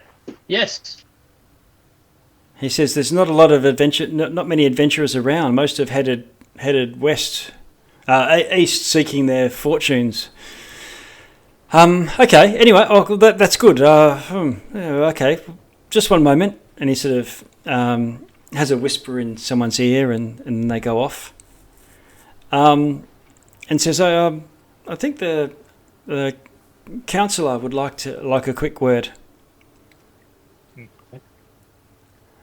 And so the three of you go through into what seems like a council room, but in here there's three people seated, and they offer seats to you, and one of them says, "I hear you've quite handy with swords and spells and whatnot. So much so that you managed to capture a not insignificant warship, a frigate." I suppose. Yeah, that's true. Well, and the two other people seated at the table. One of them has the livery of the Duchy of Xanaphos. Looks like some sort of official from the north. And there's another one who looks like a Morrowan priest or official of some sort from the clergy. And they say, well, we've got word from the north that we're being required to send assistance west. We don't really that well equipped, and maybe you would undertake this for us. We were headed west anyway. That's where we're headed. Correct. Okay. Yeah. Yeah. Elder sense That was what. Yeah. Okay. Yeah, that's where our destiny lays. That was what you said, Alric, wasn't it? That was what you said. We need to go west. That's where we need to end up. Well, we've got a ship, and this is the Xanaphian captain says we've got a ship. It's designed for speed. We need to avoid any pirates, avoid any trouble, and get there as quick as we can. The Earl of Gundalun has sent word that he needs assistance, requires assistance, and there's not a lot of warships, navy, and he can bring 100 longships in defence of Xanaphia should it need it. So it's good we need to keep him on side, and but we need some sort of show of force to show that we're serious about responding to this request. If we do nothing, I say we, meaning the Duchy, he's likely to turn to others for assistance or not see the Duchy as being worth an alliance in the first place. So what we're wanting is a group of experienced adventurers to sail west with the captain here, and gestures to the one with the Morrowan symbol, and go and see what assistance can be provided to the Earl. Well, that sounds like something we would be capable of. We are very experienced. We have retrieved magical beings and guarded treasures. Well, We've died many times. Okay. Now, I understand you have a ship that's damaged. Yes, we do. do. Oh yes. What we can do for you is if this The powdered lady. yes, the powdered lady. You get a sense that he knows it's been renamed. With your Doesn't care. passive insight, no. It says, "Yep, the powdered lady is yours by right of salvage." Yep. But I understand is quite badly injured. Might take days, if not weeks, to repair. So, if you undertake this mission on behalf of the Duke, then we will arrange for your ship to be repaired, so that when you do return from this adventure to Gardelun, you'll have a fully repaired and stocked ship ready to set sail wherever your next adventures take you. Was I in there? That sounds good. Well, they'll bring this information out to you. Because I was going to ask him a question. I was going to ask him for one more thing on top of that. But anyway. No. So what is the mission again? Travel Head west. to Gardelun and find out what assistance. Hang on, let me just check here. We're taking a Navy speedboat. You are. Yep. All right. Sounds good to me. Let's see.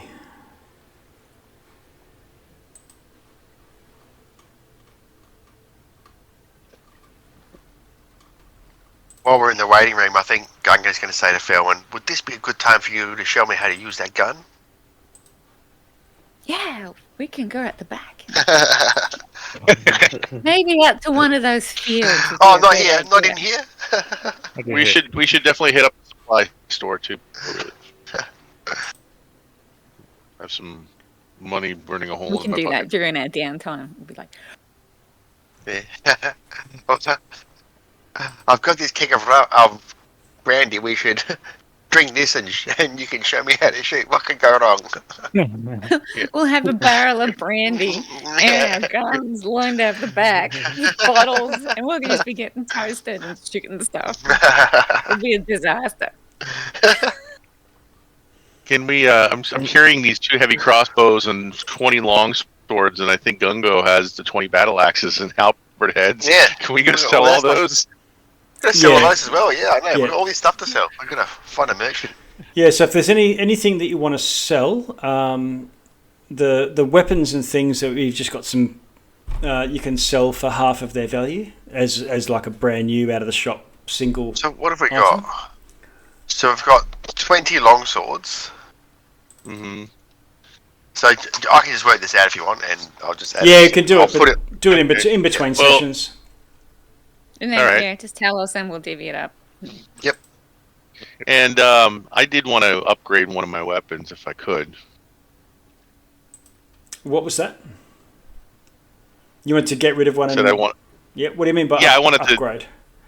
I wanted to swap out one of the weapons I had. Oh, my sure. starting weapon. No problem.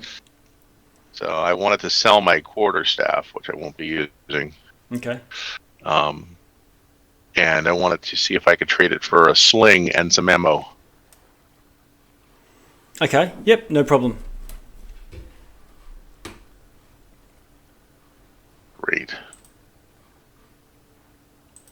And Gunga wants to stock up on whatever ammo he needs for this gun as well. After he just wasted it all on a fence with Elwyn. Yeah. We're all going to be ranged, aren't we?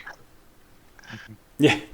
Oh, not only. Gunga definitely likes to get Handy in there to close, have but on the side, right? Okay. All right. So you. Let me see.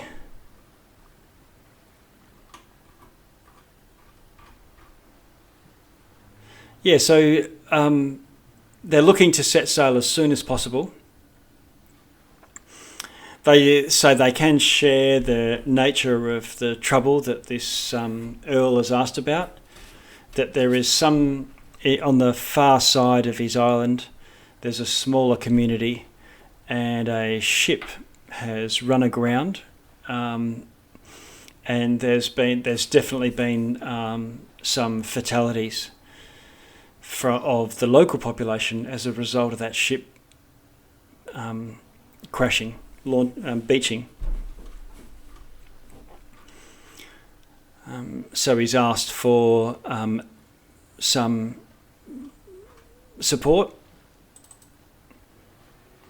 Here we go. Okay. We'll close out shortly. I'll just...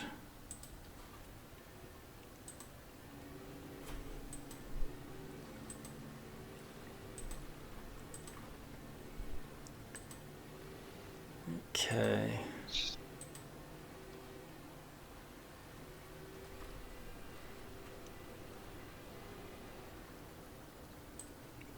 Yeah, so Captain Greysail is who's going to be the patrol boat getting you there. Gardalun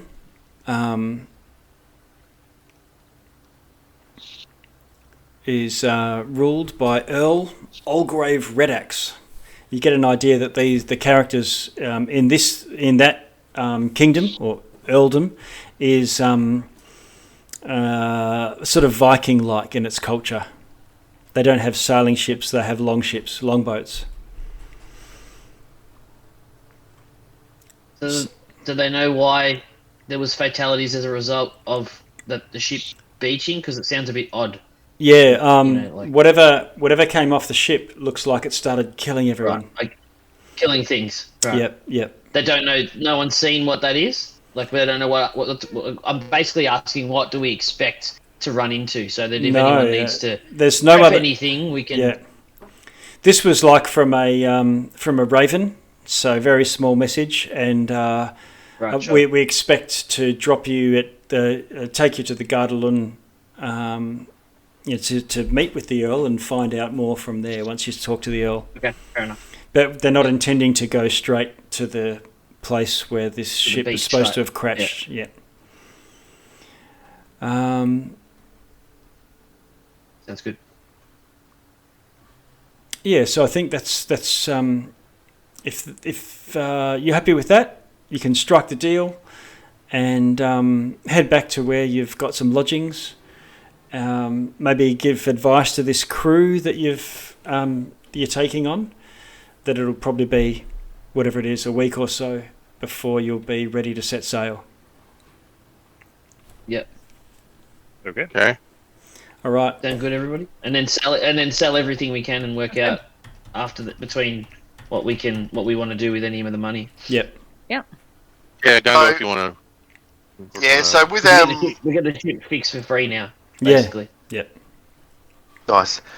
So with all the stuff like the electrum and the bolts and the prices you gave for us, then that's what we can sell them for, right? That's what you can. Those were at for sale prices. It's just there was cool. some other stacks of weapons and things that you can't. I'll do some totaling and I'll put it in the chat later. Okay. All right. Don't forget the crossbow bolts too. The crossbows. I mean, Yeah. I unloaded all those out of my inventory, so they're now on the ship. Okay. How many of those was there? Because I even had 2 here, but I think it was 20, wasn't it? There was only 2. Oh, there was only 2. Okay, right. Yep. Yeah. No problems. I'll take care of that. All right. Easy. So it's taken a while, but you're finally here at the town, and within 20 minutes you're setting sail to go west, following these falling stars and omens and a crashed ship on the far side of Gardalun, which is supposed to be unnavigable, not by any decent sized warship at least. But you'll be travelling fast. It's 11:30, so we'll close out here. Thanks everyone, and we'll pick it up here in. Sorry, I haven't also mentioned that you had that long rest on the ship. You would also go up to 3rd, and we can do that over the course of the next 2 weeks. Yay, level 3! Yeah, Level 3. Nice. Nice. so you can give us a rundown when we kick off next week as to what that means for each of you. Excellent. Okay. All right, thanks a lot, and see you next week. Thanks, guys. Next fortnight. Thank you. Thanks. Bye. See you next time. Catch ya. Good. Bye, Rum. Thank you. Bye bye. Bye, everybody.